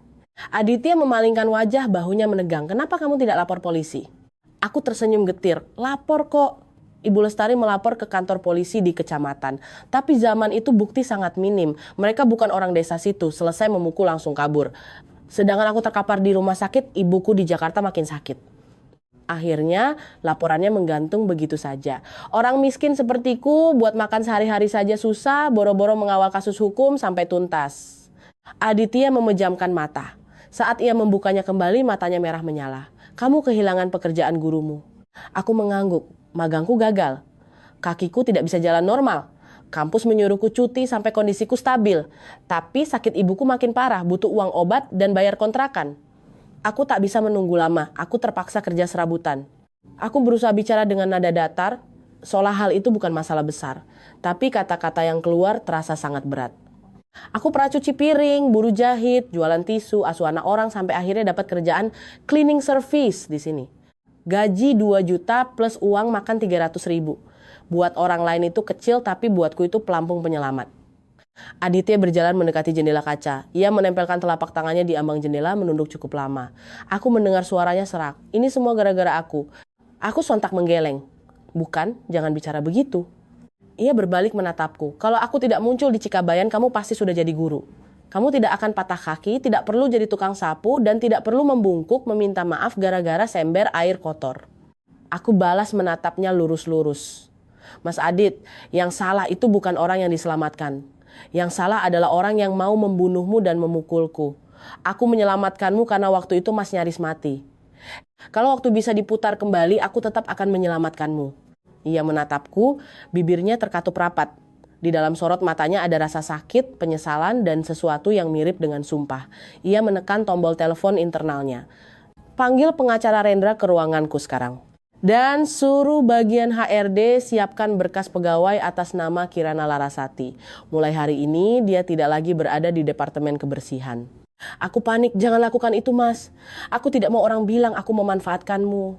Aku memang butuh kerja, tapi aku tak butuh dikasihani. Aditya meletakkan gagang telepon, suaranya melembut. Rana, aku tidak mengasihanimu. Aku hanya sedang memperbaiki hal yang seharusnya sudah kulakukan 10 tahun lalu. Tapi kalau kamu memang tidak mau terima posisi baru, aku tak akan memaksa. Asalkan soal penyelidikan ulang kasusmu, tolong izinkan aku yang urus.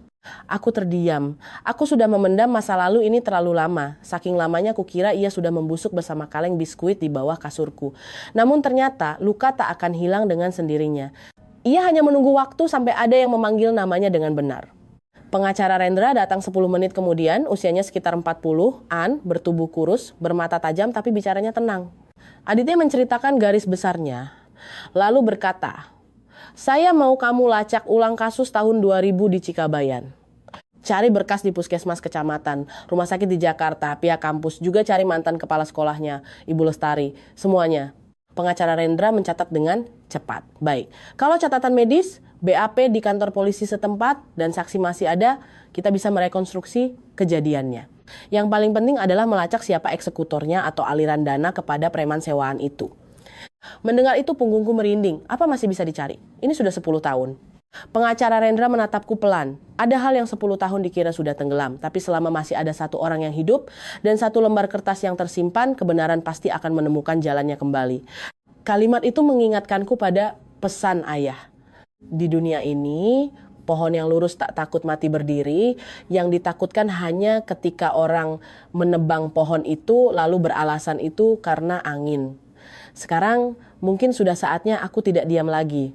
Sore harinya Aditya mengantarku pulang ke kontrakan. Dia memaksa ingin bertemu ibu. Aku sangat segan karena kamar kontrakanku sempit, cat temboknya mengelupas, bau obat dan bau apa bercampur jadi satu. Tapi ia melangkah masuk dengan sangat wajar, menunduk, menyapa ibuku selayaknya pada orang tua sendiri. Ibu, saya Adit. Anehnya, sore itu ibu sedang sangat sadar. Ia menatap Aditya sejenak lalu menoleh padaku.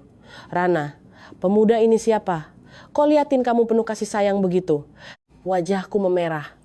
Belum sempat aku menjawab, Aditya sudah menunduk. Saya pria yang banyak berhutang budi pada Kirana, Bu. Ibu menatapnya lama sekali, lalu menggenggam tangannya dengan suara gemetar. Nak, kamu tidak akan bikin anak ibu menangis lagi, kan? Kamar kecil itu mendadak sunyi. Aditya berlutut dengan satu kaki di depan ibuku. Pria yang membuat seisi gedung perkantoran menunduk padanya itu kini merendahkan dirinya di depan seorang ibu tua yang miskin dan sakit-sakitan. Ia mengucapkan setiap kata dengan jelas. Tidak, Bu. Mulai hari ini saya tidak akan membiarkan Kirana menderita lagi. Aku memalingkan wajah, air mata jatuh tak sempat dihapus. Di luar jendela, sinar matahari sore jatuh ke atap seng dengan warna kekuningan yang temaram. Namun di dalam hatiku, untuk pertama kalinya setelah 10 tahun ada seberkas cahaya kecil yang kembali dinyalakan. Sejak pertemuan kembali dengan Aditya, kehidupan kami berubah sedikit demi sedikit. Tapi tidak seperti bayangan orang pada umumnya tentang bertemu orang kaya. Ia tidak melemparkan uang ke depanku, tidak juga melontarkan kalimat yang membuatku merasa menyedihkan. Ia hanya diam-diam melakukan hal-hal kecil yang jika direnungkan malah membuat mataku perih. Ia memindahkan ibu ke rumah sakit jiwa yang fasilitasnya jauh lebih baik. Dokter ahli memeriksanya dengan teliti, mengganti resep obat, dan mengajariku cara menenangkan ibu kalau ia sedang panik. Ia juga mengatur agar kaki kiriku diperiksa ulang. Dokter spesialis ortopedi mengatakan cederanya sudah terlalu lama tak mungkin kembali sempurna. Tapi jika rajin fisioterapi, rasa nyerinya akan berkurang dan cara jalanku tak akan semiring dulu. Hari pertama latihan fisioterapi, aku menahan sakit sampai punggungku basah oleh keringat. Aku berpegangan pada tiang besi, menggigit bibir sambil melangkah satu demi satu. Aditya berdiri beberapa meter dariku, tidak datang memapa dan tidak buru-buru menyemangati. Ia hanya menatapku dengan sorot yang pedih namun sabar.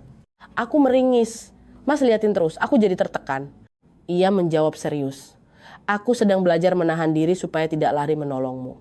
Karena aku tahu kamu benci dianggap lemah. Aku tertegun. Lewat satu kalimat itu aku sadar ia lebih memahamiku ketimbang orang-orang yang sudah mengenalku belasan tahun. Ibuku juga sangat menyukainya. Pernah saat ibu sadar, melihat Aditya sedang mengupaskan apel di samping ranjang. Ibu bertanya, "Mas direktur yang biasa tanda tangan cek miliaran, kok ya bisa ngupas apel?" Aditya tertawa. "Kupasanku jelek, Bu. Ibu makan saja apel yang bentuknya benjol ini, yang penting niatnya bulat tulus." Ibuku tertawa terbahak-bahak, aku yang berdiri di samping juga ikut terkikik. Satu gurauan santai darinya berhasil membuat kamar rumah sakit yang biasanya bau obat menjadi sangat melegakan. Namun semakin ia merawatku, aku makin merasa takut. Aku takut orang di luar menuduhku memanfaatkan hutang budi demi menguras hartanya. Takut staf kantor melihatku dengan tatapan iba campur jijik. Tapi yang paling kutakutkan adalah pria yang berdiri di posisi setinggi itu. Jika ia menarikku naik, jangan-jangan orang lain justru akan menariknya jatuh. Ketakutanku bukan tanpa alasan. Suatu sore saat aku kembali ke gedung Wirawan Group untuk mengambil sisa dokumen kerjaku, aku tak sengaja mendengar percakapan dua karyawati di pantry. Dengar nggak Pak Presdir mau bayarin biaya rumah sakit ibunya tukang sapu yang nyiram jasnya kemarin itu? Masa sih? Wah, orang miskin kalau hoki nemu dewa penolong bisa langsung berubah nasib ya. Biarpun pincang ternyata pinter juga. Karyawati satunya tertawa pelan. Siapa tahu ada cerita masa lalu di antara mereka. Tapi jujur saja, kalau Pak Presdir sampai ada hubungan sama perempuan model begitu, image-nya bakal rusak parah. Aku berdiri di balik pintu, tanganku sedingin es. Aku urung masuk ke dalam, berbalik dan turun lewat tangga darurat. Tiap anak tangga terasa memanjang. Kaki kiriku berdenyut nyeri. Namun kalah nyeri dengan kata-kata, image-nya bakal rusak, yang menusuk telingaku. Malam itu, aku membereskan beberapa potong baju usangku. Rencananya aku ingin membawa ibu kembali ke kontrakan, keluar dari pekerjaanku, dan mencari lowongan jauh dari Jakarta. Orang miskin sepertiku sudah biasa melarat, asal tak merepotkan hidup orang lain, tambah melarat sedikit pun tak apa-apa. Keesokan paginya aku ke rumah sakit untuk mengurus surat kepulangan. Baru saja melangkah keluar lorong, aku melihat Aditya berdiri di depan lift. Ia mengenakan kemeja putih, memegang stop map. Wajahnya tenang tapi sorot matanya terlihat sedih. "Kamu mau menghilang lagi untuk yang kedua kalinya?" Aku mematung. "Mas Adit." Ia melangkah mendekat, suaranya berat tanpa nada menyalahkan. "Dulu butuh waktu 10 tahun untuk menemukanmu. Kali ini kamu mau bikin aku nyari berapa lama lagi?" Aku menunduk, air mataku nyaris tumpah. Aku nggak mau merusak namamu. Mas itu presiden direktur, sedangkan aku cuma mantan cleaning service. Kakiku cacat, ibuku sakit jiwa. Omongan orang-orang itu benar, Mas. Aku berdiri di sebelahmu sama sekali tak pantas. Aditya terdiam beberapa detik, lalu bertanya balik. Terus berdiri di sebelah siapa baru pantas? Di sebelah orang yang meremehkanmu, orang yang membuangmu kapas lihat kamu susah?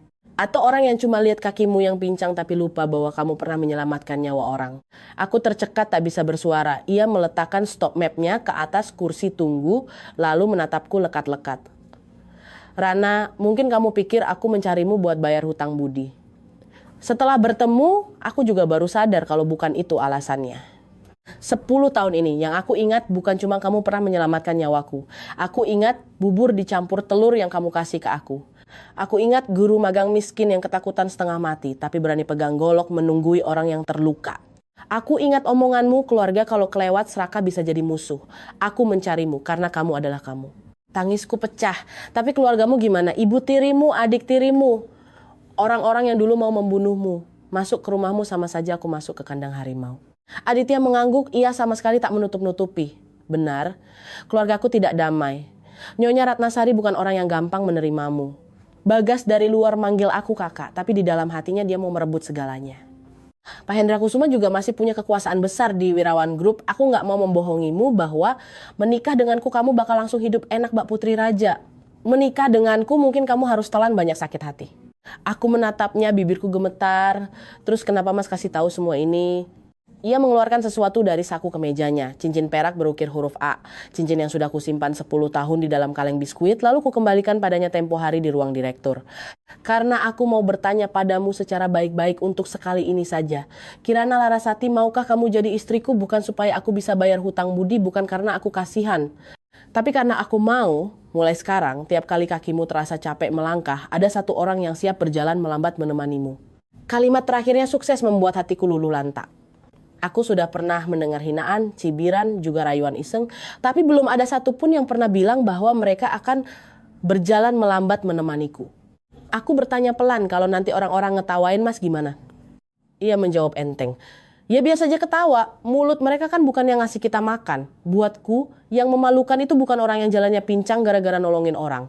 Yang memalukan itu adalah mereka yang punya fisik sempurna tapi hatinya busuk.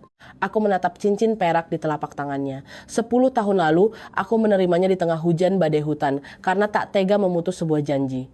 10 tahun kemudian, aku menerimanya kembali di lorong rumah sakit dengan hati yang penuh rasa takut, namun juga penuh dengan keyakinan. Aku mengangguk pelan. Aku mau, tapi Mas Adit, aku nggak tahu caranya jadi menantu orang kaya. Ia tertawa sampai matanya berkaca-kaca. Nggak apa-apa, kamu cuma perlu jadi istriku, mau kaya atau miskin. Kalau ada yang salah kita perbaiki. Kalau ada yang jahat kita habisi. Pernikahan kami digelar 3 bulan kemudian. Tidak terlalu mewah dan heboh, tapi cukup membuat seisi Wirawan Group gempar. Orang-orang penasaran dengan sosok pengantin wanita yang tak punya latar belakang keluarga elit, mantan, cleaning service, dan jalannya pincang. Ada yang kasihan, ada yang meremehkan. Ada juga yang taruhan, berapa lama aku sanggup bertahan jadi nyonya di keluarga Wirawan. Di hari pernikahan, aku mengenakan kebaya putih gading. Ibu duduk di kursi baris depan, rambutnya tersisir rapi, tangannya memegang buket bunga kecil. Ia melihatku lalu berkata, Kirana anak ibu. Jadi pengantin ternyata lebih cantik daripada jadi guru. Aku tertawa meski air mataku jatuh. Mungkin ibu tak tahu, di dalam hatiku, impian menjadi guru itu belum benar-benar mati. Sore harinya mobil pengantin tiba di depan rumah mewah keluarga Wirawan. Gerbang besi yang tinggi terbuka perlahan dengan bunyi berderit pelan. Begitu mobil masuk pelataran, hatiku langsung menciut. Rumah itu sangat luas, halamannya dipasang, paving blok granit super bersih sampai aku segan mau melangkah. 2 baris pohon palem raja menjulang lurus, di tengahnya ada air mancur. Para asisten rumah tangga yang berseragam rapi sudah berbaris menanti. Aku menunduk menatap kakiku. Kaki kananku normal, tapi kaki kiriku pincang. Tiap melangkah aku harus berhati-hati. Dulu aku biasa melewati jalan berlumpur Cikabayan, dapur berjelaga, dan gang rumah petak yang pengap. Tapi kini berdiri di anak tangga marmer mengkilap milik keluarga suamiku, aku gemetar bagai anak hilang. Aditya menggenggam tanganku, ada aku.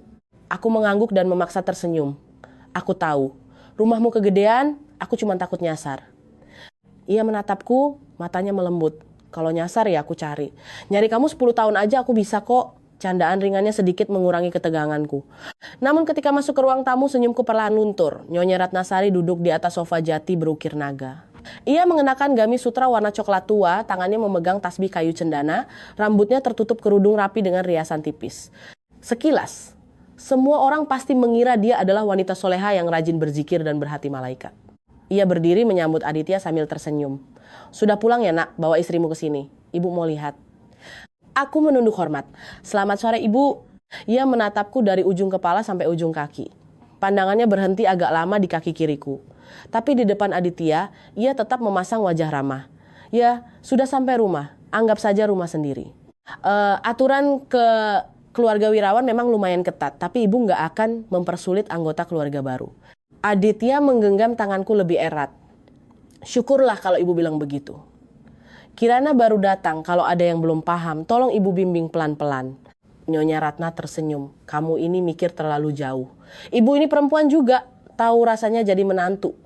Tepat saat itu ponsel Aditya berbunyi. Ia melihat layar lalu berkata padaku, aku naik ke ruang kerja dulu ya. Ada telepon penting dari pengacara Rendra. Kamu duduk di sini, aku segera turun. Secara refleks, aku sempat menahan lengannya, tapi segera kulepaskan. Aku tak boleh kelihatan lemah baru juga, injak kaki di rumah mertua. Begitu punggung Aditya hilang di ujung tangga, senyuman di wajah Nyonya Ratna langsung lenyap. Ia meletakkan cangkir tehnya ke atas meja.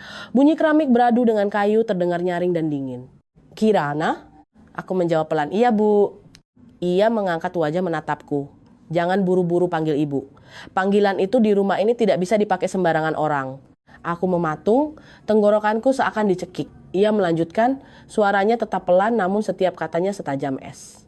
Ku dengar dulu kamu kerja jadi cleaning service di kantor. Iya Nyonya, saya pernah kerja begitu. Tapi sebelumnya saya kuliah keguruan karena kecelakaan saya. Ia mengangkat tangan memotong perkataanku. Di sini nggak ada yang mau dengar masa lalu panjang lebar. Saya cuma mau tahu, pakai modal apa kamu masuk ke keluarga wirawan ini? Gadis miskin, ibunya sakit jiwa, kakinya cacat. Apa kamu tidak mikir kalau kamu ini cuma jadi beban buat Adit? Aku menunduk, kedua tanganku saling bertautan erat. Saya sadar kondisi saya kurang baik. Tapi saya tulus menyayangi Mas Adit. Ia tertawa pelan. Tulus? Zaman sekarang mau tulus pun harus sadar diri. Keluarga wirawan gak kekurangan uang buat bikin yayasan amal. Tapi menikahkan pewaris perusahaan itu bukan urusan pungut-memungut orang kasihan dari pinggir jalan. Kata memungut membuat wajahku panas terbakar. Aku berusaha menelan ludah dan menahan air mata. Ayahku pernah berpesan, biar miskin asal terhormat. Aku memang miskin, tapi aku bukan barang rongsokan yang dipungut orang. Tiba-tiba Bagas Wirawan muncul dan duduk di sofa seberang. Ia mengenakan kemeja putih, tampil sangat necis, mulutnya tersenyum sopan. Ibu bicaranya terlalu jujur. Kakak ipar jangan tersinggung ya, ibu cuma mikirin nama baik Mas Adit. Kakak baru masuk rumah ini, pasti belum terbiasa. Aku menatapnya. Panggilan kakak ipar darinya memang terdengar manis, tapi matanya sama sekali tak menunjukkan rasa hormat. Aku membalas pelan, terima kasih sudah mengingatkan, Dik Bagas. Kalau ada yang saya belum tahu, saya akan belajar. Bagas tersenyum lagi. Bagus kalau mau belajar. Cuma takutnya ada orang yang udah biasa melarat, begitu masuk tempat enak langsung ngerasa jadi bos. Belum sempat aku membalas, Nyonya Ratna berdiri. Sudah, ayo makan malam. Makan malam pertama, mari kita lihat apa Kirana tahu tata krama di meja makan. Hidangan di meja makan keluarga Wirawan panjang memanjang. Ada ayam, pop, sup gurame, rendang daging, dan sayuran segar. Tapi tepat di tengah meja terdapat mangkuk sup iga sapi kuah rempah yang sangat besar, aroma gurihnya mengepul pekat. Nyonya Ratna menyendokkan sepotong iga sapi ke mangkukku, sambil tersenyum seolah peduli. Makanlah. Orang bilang makan apa, nanti bagian tubuh itu yang sehat. Siapa tahu kakimu bisa agak mendingan, biar jalannya nggak bikin malu orang lain. Sesi ruang makan mendadak hening.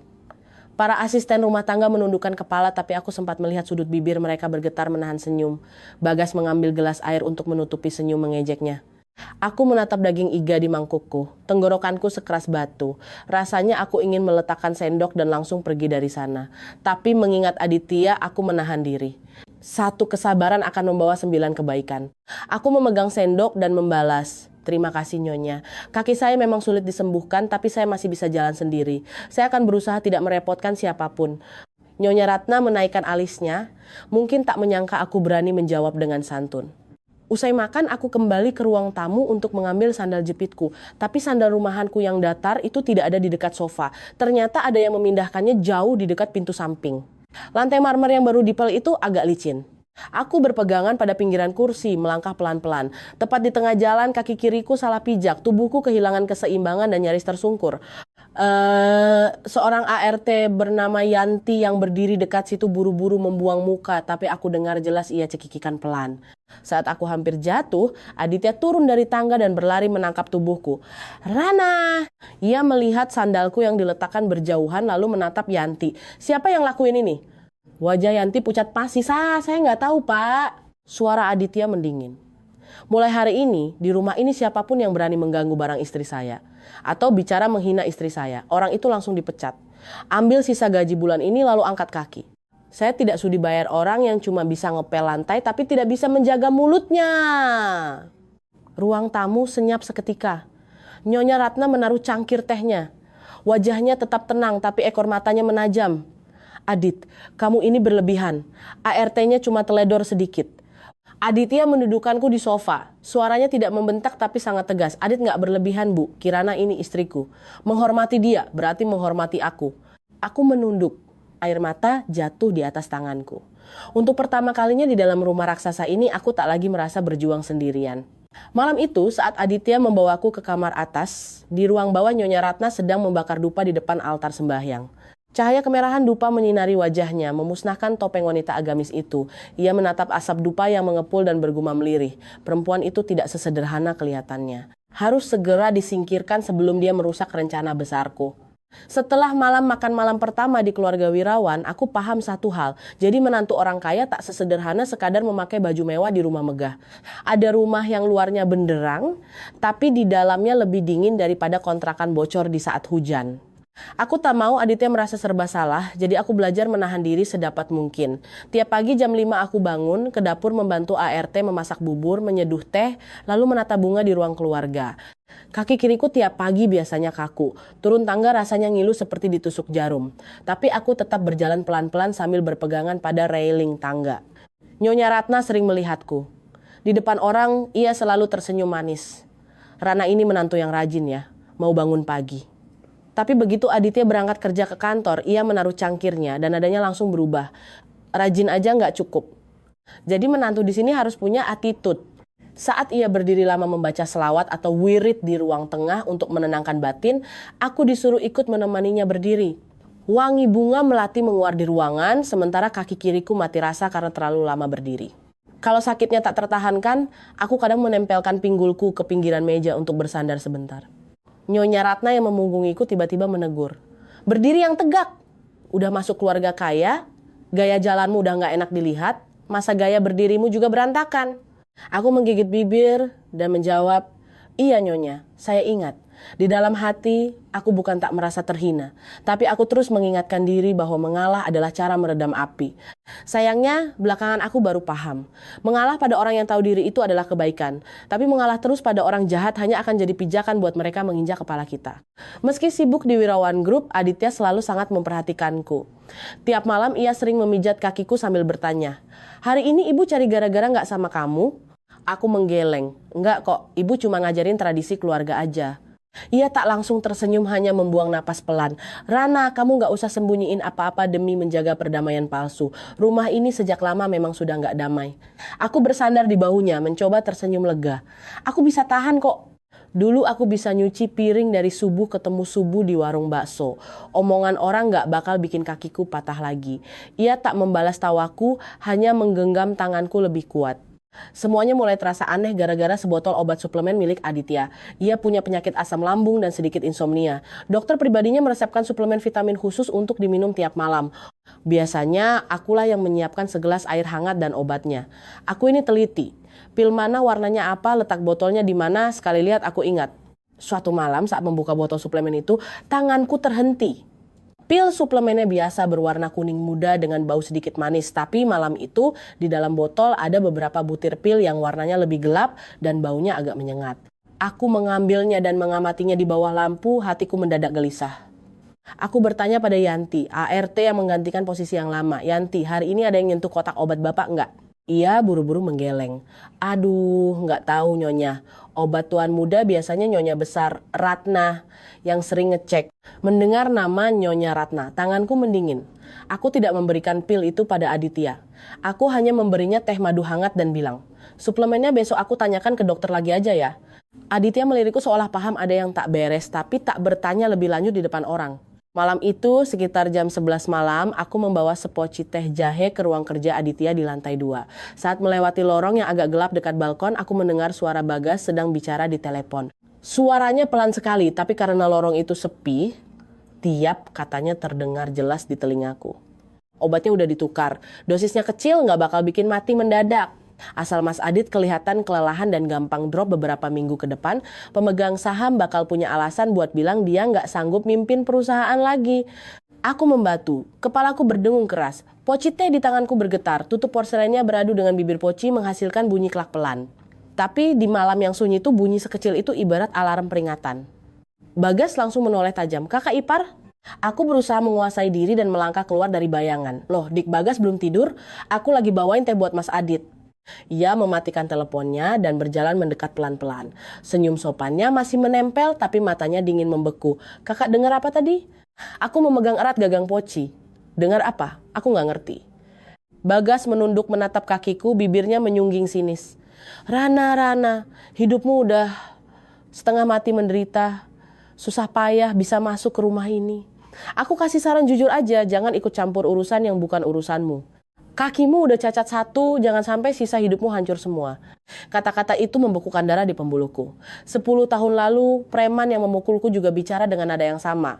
Dingin, merendahkan, menganggap nyawa manusia seperti mainan. Aku menatap lurus ke arah Bagas. Kamu lagi mengancamku? Iya, tertawa pelan. Enggak, aku cuma ingetin biar kamu tahu diri. Pohon kecil kalau mau nahan badai, bisa patah kapan aja tanpa sadar. Aku tak merespons lagi. Aku berbalik dan melangkah pergi, berusaha berjalan tegak meski kaki kiriku gemetar. Begitu masuk ke ruang kerja, aku meletakkan poci teh di meja. Aditya mendongak, melihat wajahku pucat pasi, ia langsung berdiri. Ada apa? Aku menceritakan semuanya, soal pil yang berubah warna, percakapan di lorong, dan ancaman Bagas. Aditya mendengar itu semua tanpa menunjukkan keterkejutan. Ia hanya membuka laci, mengeluarkan sebuah amplop coklat tebal dan meletakkannya di atas meja. Aku sudah curiga sejak lama. Aku ternganga. Mas sudah tahu tapi masih membiarkan mereka di dekatmu. Ia menatapku, sorot matanya redup. Kalau mau menangkap ular, biarkan dia merayap keluar dari sarangnya dulu. Aku cuma gak nyangka mereka berani main racun secepat ini. Aditya langsung menelepon pengacara Rendra dan dokter pribadinya. Pil yang ditukar itu disegel untuk dibawa ke lab. Seluruh obat Aditya diganti dari rumah sakit terpercaya. Aditya juga diam-diam memasang kamera CCTV tambahan di area umum seperti lorong, ruang tamu, dan pintu gudang batas yang diizinkan untuk area rumah tanpa menyentuh wilayah privat. Pengacara Rendra tiba malam itu juga. Ia mempelajari denah rumah, mendengarkan ceritaku lalu berkata pelan, sekarang kita jangan gegabah. Kesaksian Mbak Rana itu baru dugaan. Buat menjerat mereka, kita butuh bukti lab obatnya, rekaman orang yang menyerahkan, atau bukti nyata niat mereka mengambil alih saham. Lawan kita sudah sangat berpengalaman menyembunyikan jejak. Kita harus jalan sesuai aturan hukum. Aku duduk di samping Aditya, tanganku masih bergetar. Aditya meletakkan tangannya di atas tanganku. Rana, mulai sekarang urusan berbahaya ini biar aku yang urus. Aku menggeleng tegas. 10 tahun lalu aku diam karena aku gak punya siapa-siapa buat bersandar. Sekarang aku istrimu. Kalau mereka mau mencelakaimu berarti ini juga urusanku.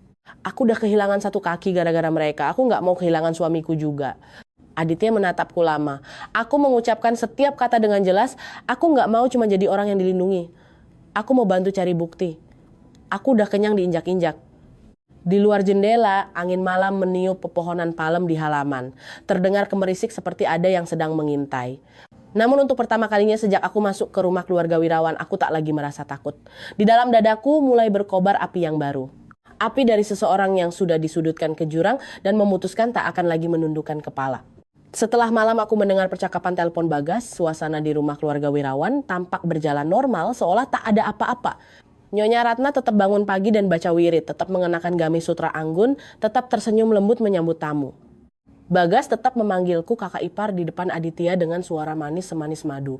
Tapi aku tahu, di balik manisnya madu itu ada pisau belati. Aditya memintaku membatasi pergi sendirian kemana-mana. Pengacara Rendra juga terus mengingatkan agar bertindak pelan, pasti dan sesuai koridor hukum. Aku mengerti.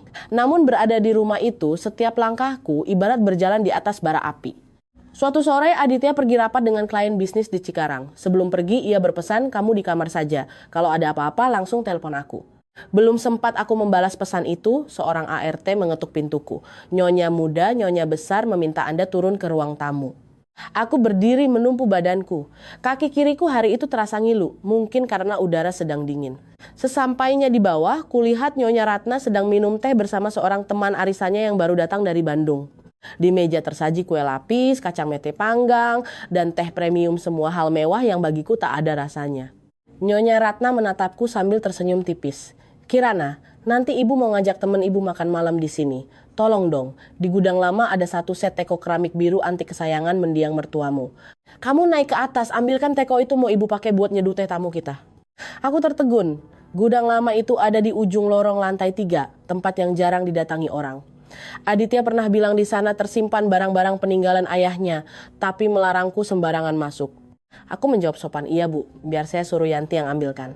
Senyum Nyonya Ratna langsung memudar. Kamu itu menantu tertua di rumah ini. Masa ngambil set teko warisan buat mertuamu aja harus nyuruh pembantu? Atau kakimu itu terlalu berharga sampai jalan beberapa langkah aja nggak mau? Teman arisannya tertawa canggung. Beberapa air di sana menundukkan kepala. Aku tahu ia sengaja ingin mempermalukanku. Aku menarik napas panjang dan berkata sopan, baik bu, biar saya yang ambil. Aku berjalan menaiki tangga, tanganku menggenggam erat pegangan tangga. Gudang lama itu ada di balik pintu kayu jati yang berat. Kuncinya tergantung di kotak kecil di lorong. Saat pintu dibuka, bau kayu lapuk, kertas usang, dan debu menahun langsung menyengat hidung. Sinar matahari sore menembus masuk lewat jendela kecil, menyinari partikel debu yang melayang di udara, membuat ruangan itu tampak seperti sudut waktu yang terlupakan. Di dalam ada beberapa petik kayu, lukisan gulung, sebuah kursi usang, dan lemari kaca tempat barang antik. Aku melihat set teko keramik biru itu ada di rak atas. Karena kakiku lemah, aku tak berani langsung berjinjit meraihnya. Aku menarik kursi kecil mendekat. Saat hendak naik, mataku tak sengaja tertuju pada sudut ruangan. Sebuah peti kayu jati tersembunyi di bawah kain penutup warna coklat. Gemboknya sudah berkarat tapi tidak terkunci rapat. Tutup petinya sedikit terbuka. Entah kenapa jantungku berdegup kencang. Kadang benda mati seperti bisa memanggil kita. Aku menasihati diriku untuk tidak usah penasaran. Tapi aku melihat ujung sebuah amplop menyembul keluar. Di atasnya ada tulisan tangan yang luas. Untuk Mas Hendra. Mas Hendra, di keluarga dan perusahaan ini hanya ada satu orang yang dipanggil dengan nama itu. Bapak Hendra Kusuma sang wakil presdir. Tanganku gemetar menyingkap kain penutup dan membuka tutup peti kayu itu. Di dalamnya penuh dengan surat-surat usang, foto-foto tua yang sudah menguning, dan beberapa dokumen dalam map plastik. Aku buru-buru membalik sebuah foto. Di sana, Nyonya Ratna waktu masih muda berdiri rapat bersebelahan dengan Pak Hendra Kusuma di sebuah villa liburan. Tatapan mata mereka sama sekali bukan sekadar teman atau rekan kerja. Aku menelan ludah dan membuka tumpukan kertas berikutnya. Itu adalah salinan akta kelahiran milik Bagas Wirawan. Namun di kolom nama ayah bukan tertulis nama Darmawan Wirawan. Nama yang tercetak jelas di sana adalah Hendra Kusuma. Darah di sekujur tubuhku terasa surut. Jadi Bagas bukan anak kandung almarhum ayah Aditya. Dia adalah anak hasil hubungan gelap Nyonya Ratna dan Pak Hendra. Pantas saja semua statusnya di keluarga Wirawan dibangun dari kebohongan panjang bertahun-tahun. Di bawah akta kelahiran itu ada sepucuk surat tua, tintanya sudah pudar tapi masih terbaca. Asal si Adit lenyap di gunung itu, Bagas akan punya segalanya. Ingat, suruh orang yang rapi, jangan sampai bawa-bawa namaku dan Bagas. Kalau guru magang itu tahu sesuatu, kasih pelajaran saja. Yang penting jangan sampai dia berani buka mulut. Tanganku gemetar hebat. Surat itu seperti belati yang mengoyak paksa masa laluku. Sudah tidak ada keraguan lagi. Orang yang merencanakan pembunuhan Aditya 10 tahun lalu, orang yang secara tak langsung menghancurkan hidupku adalah Nyonya Ratna dan Pak Hendra. Aku mengeluarkan kamera saku kecil yang diberikan Aditya. Ia pernah bilang, kalau nemu sesuatu yang ganjil, difoto saja. Jangan bawa dokumen aslinya. Aku memfoto akta kelahiran, surat tulisan tangan, dan foto tua itu. Setiap kali memencet shutter, jantungku berdegup sangat kencang sampai dada terasa sakit. Baru saja aku mengembalikan dokumen-dokumen itu ke posisinya semula, dari belakangku terdengar bunyi pintu berderit tertutup, klik. Aku berbalik dengan cepat. Nyonya Ratnasari berdiri di ambang pintu gudang. Wajahnya tak lagi memancarkan kelembutan. Matanya tajam dan dingin. Menatapku bagaikan menatap semut yang merayap di tempat terlarang. Dasar sifat perempuan miskin, tangannya gatal, selalu mau tahu urusan orang. Ia melangkah masuk dan mengunci pintu gudang dari dalam. Aku mundur selangkah, punggungku membentur peti jati. Ibu sengaja menyuruhku naik ke sini. Kalau kamu gak serakah dan penasaran, kamu cuma bakal ambil teko lalu pergi. Tapi kamu memang persis kayak malam hujan di Cikabayan waktu itu, selalu mau tahu urusan yang bukan urusanmu. Aku merinding sekujur tubuh. Ibu tahu soal Cikabayan.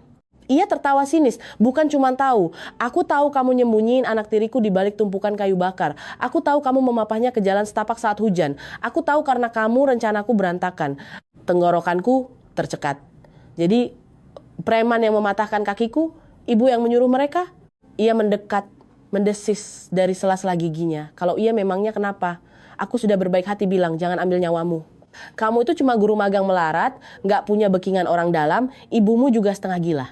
Memangnya kamu punya hak apa mau menghancurkan bisnisku? Aku mencengkram erat ujung peti kayu. Ibu tiap hari zikir dan sedekah, tapi hati ibu setega itu. Plak, ia menampar wajahku sangat keras. Pukulannya membuatku terhuyung. Kaki kiriku menghantam sudut peti jati. Rasa sakitnya menusuk tulang. Aku jatuh tersungkur di atas lantai berdebu. Ia membungkuk mencengkeram daguku. Suaranya sangat berbisa. Tuhan itu di atas sajadah. Tapi urusan dunia ini cuma buat orang yang pintar bertahan hidup. 10 tahun lalu harusnya kamu mati sekalian di desa Udik itu. Rupanya nyawamu lumayan liat, malah berani-beraninya masuk ke rumah ini jadi istrinya si Adit. Aku merasa berkunang-kunang, tapi aku memaksa membalas tatapannya. Ibu bisa mematahkan kakiku, tapi ibu tidak bisa mematahkan kebenaran. Ia tersenyum mengejek. Kebenaran? Kamu mau bawa kaki pincangmu itu ke pengadilan nuntut aku? Emang siapa yang bakal percaya padamu? Tepat di detik ia menyelesaikan kalimatnya. Pintu gudang didobrak dari luar. Aditya berdiri di ambang pintu. Di sampingnya ada pengacara Rendra dan 2 petugas keamanan pribadinya. Di tangan Aditya, sebuah ponsel menyala, menampilkan layar aplikasi perekam suara yang sedang berjalan. Wajah Nyonya Ratna seputih kertas, tangannya masih mencengkeram kerah bajuku. Aditya melangkah masuk dan memapahku berdiri. Ia melihat bekas kemerahan di pipiku, lalu beralih pada Nyonya Ratna. Suaranya rendah dan dingin sekali, seolah suhu di gudang itu anjlok seketika. Akhirnya ibu mengakuinya dari mulut ibu sendiri.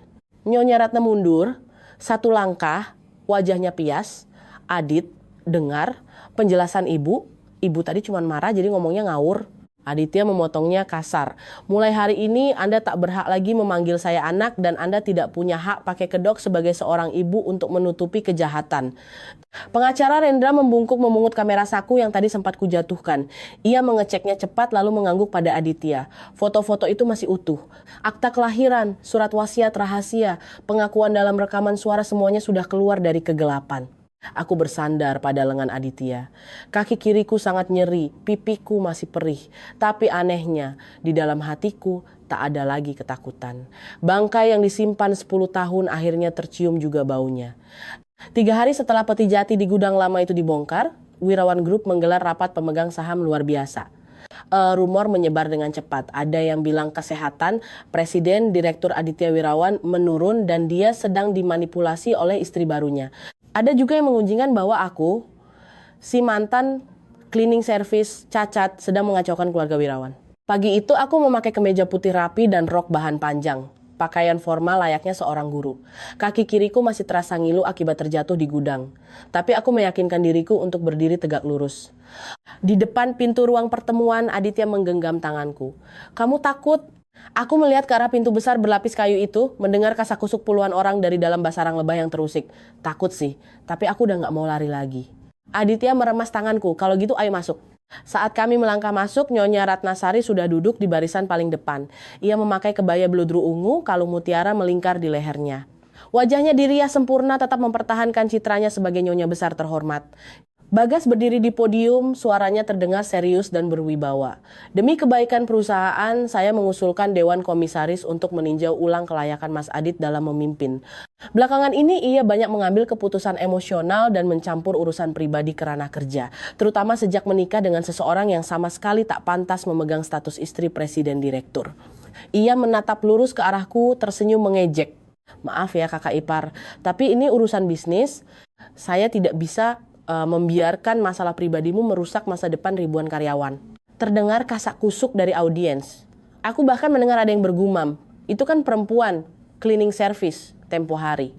Nyonya Ratna ikut berdiri berbicara dengan intonasi lambatnan berwibawa. Sebagai ibunya saya sebenarnya sedih sekali. Tapi Adit sudah dibutakan cinta. Seorang perempuan yang latar belakangnya dari kalangan bawah, jalannya saja tertati-tati. Mana sanggup mengemban tugas sebagai istri pemimpin keluarga Wirawan. Setiap kata-kata yang dilemparkan Nyonya Ratna kepadaku di depan umum sungguh merendahkan, tapi kali ini aku tidak menundukkan kepala. Aditya naik ke mimbar. Ia tidak bersuara keras, hanya dengan tenang meletakkan setumpuk dokumen di atas meja. Terima kasih atas kepedulian Ibu Ratna dan Saudara Bagas terhadap masa depan perusahaan. Hari ini, saya juga punya beberapa hal yang ingin saya umumkan. Layar proyektor raksasa di belakangnya menyala terang. Pertama, yang muncul adalah rekam medisku pada tahun 2000.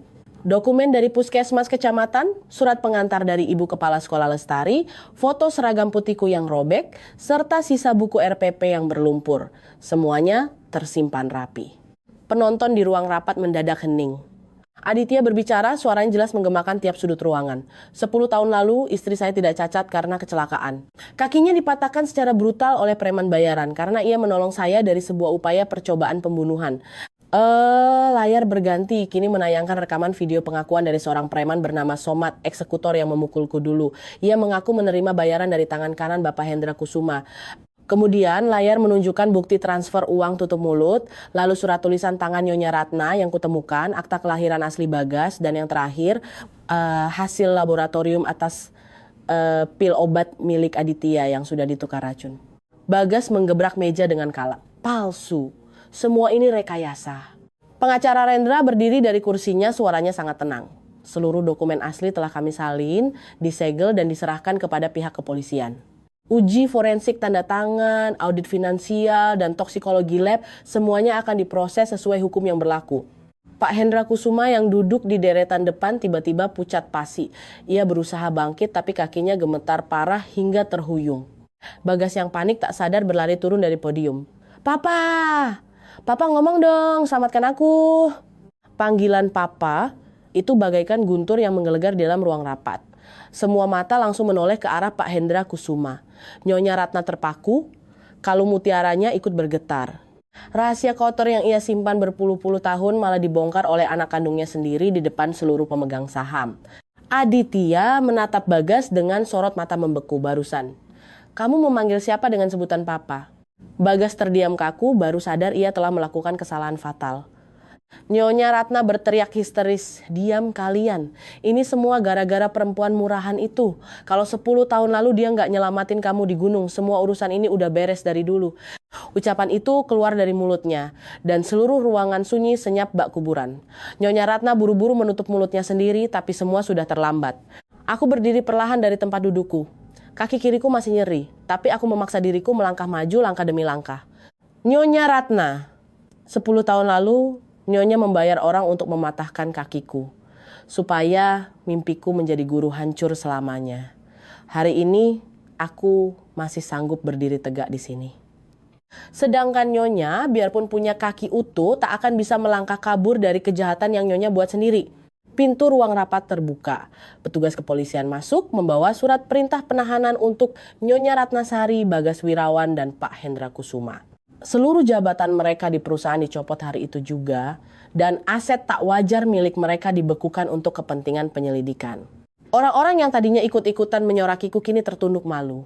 Hidup ini memang penuh hukum tabur tuai, tak pandang cepat atau lambat. Saat Nyonya Ratna diborgol dan dibawa pergi, kalung mutiara di lehernya putus.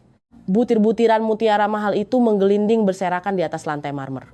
Wanita yang dulu menghinaku sebagai menantu yang tidak pantas, kini tak lagi punya gelar kehormatan, tak lagi punya wajah sebagai wanita taat beragama. Yang tersisa hanyalah wajah kosong seorang penjahat yang kehilangan segalanya. Beberapa bulan kemudian persidangan digelar. Para preman yang memukulku dulu mengakui kejahatan mereka. Pak Hendra Kusuma divonis berat atas kasus penggelapan uang perusahaan, pemalsuan dokumen, dan dalang rencana pembunuhan Aditya. Bagas Wirawan ikut di penjara karena bersekongkol memalsukan dokumen dan percobaan kudeta. Nyonya Ratna mendapat hukuman setimpal untuk segala perbuatannya terhadap suamiku dan terhadap diriku. Di persidangan ia menangis. Aku cuma mau anakku punya masa depan. Hakim yang memimpin sidang menegurnya dengan tegas. Tidak ada rasa kasih sayang yang membenarkan seseorang merampas nyawa, masa depan, dan kehormatan orang lain. Mendengar ucapan hakim itu, air mataku menetes. Bukan karena sedih, tapi karena pada akhirnya rasa sakit yang kupendam bertahun-tahun kini telah menemukan keadilannya. Setelah kasus itu selesai, Aditya merombak total jajaran di Wirawan Group. Kontrak-kontrak bodong dibatalkan, dana yang sempat dikorupsi perlahan ditarik kembali ke kas perusahaan.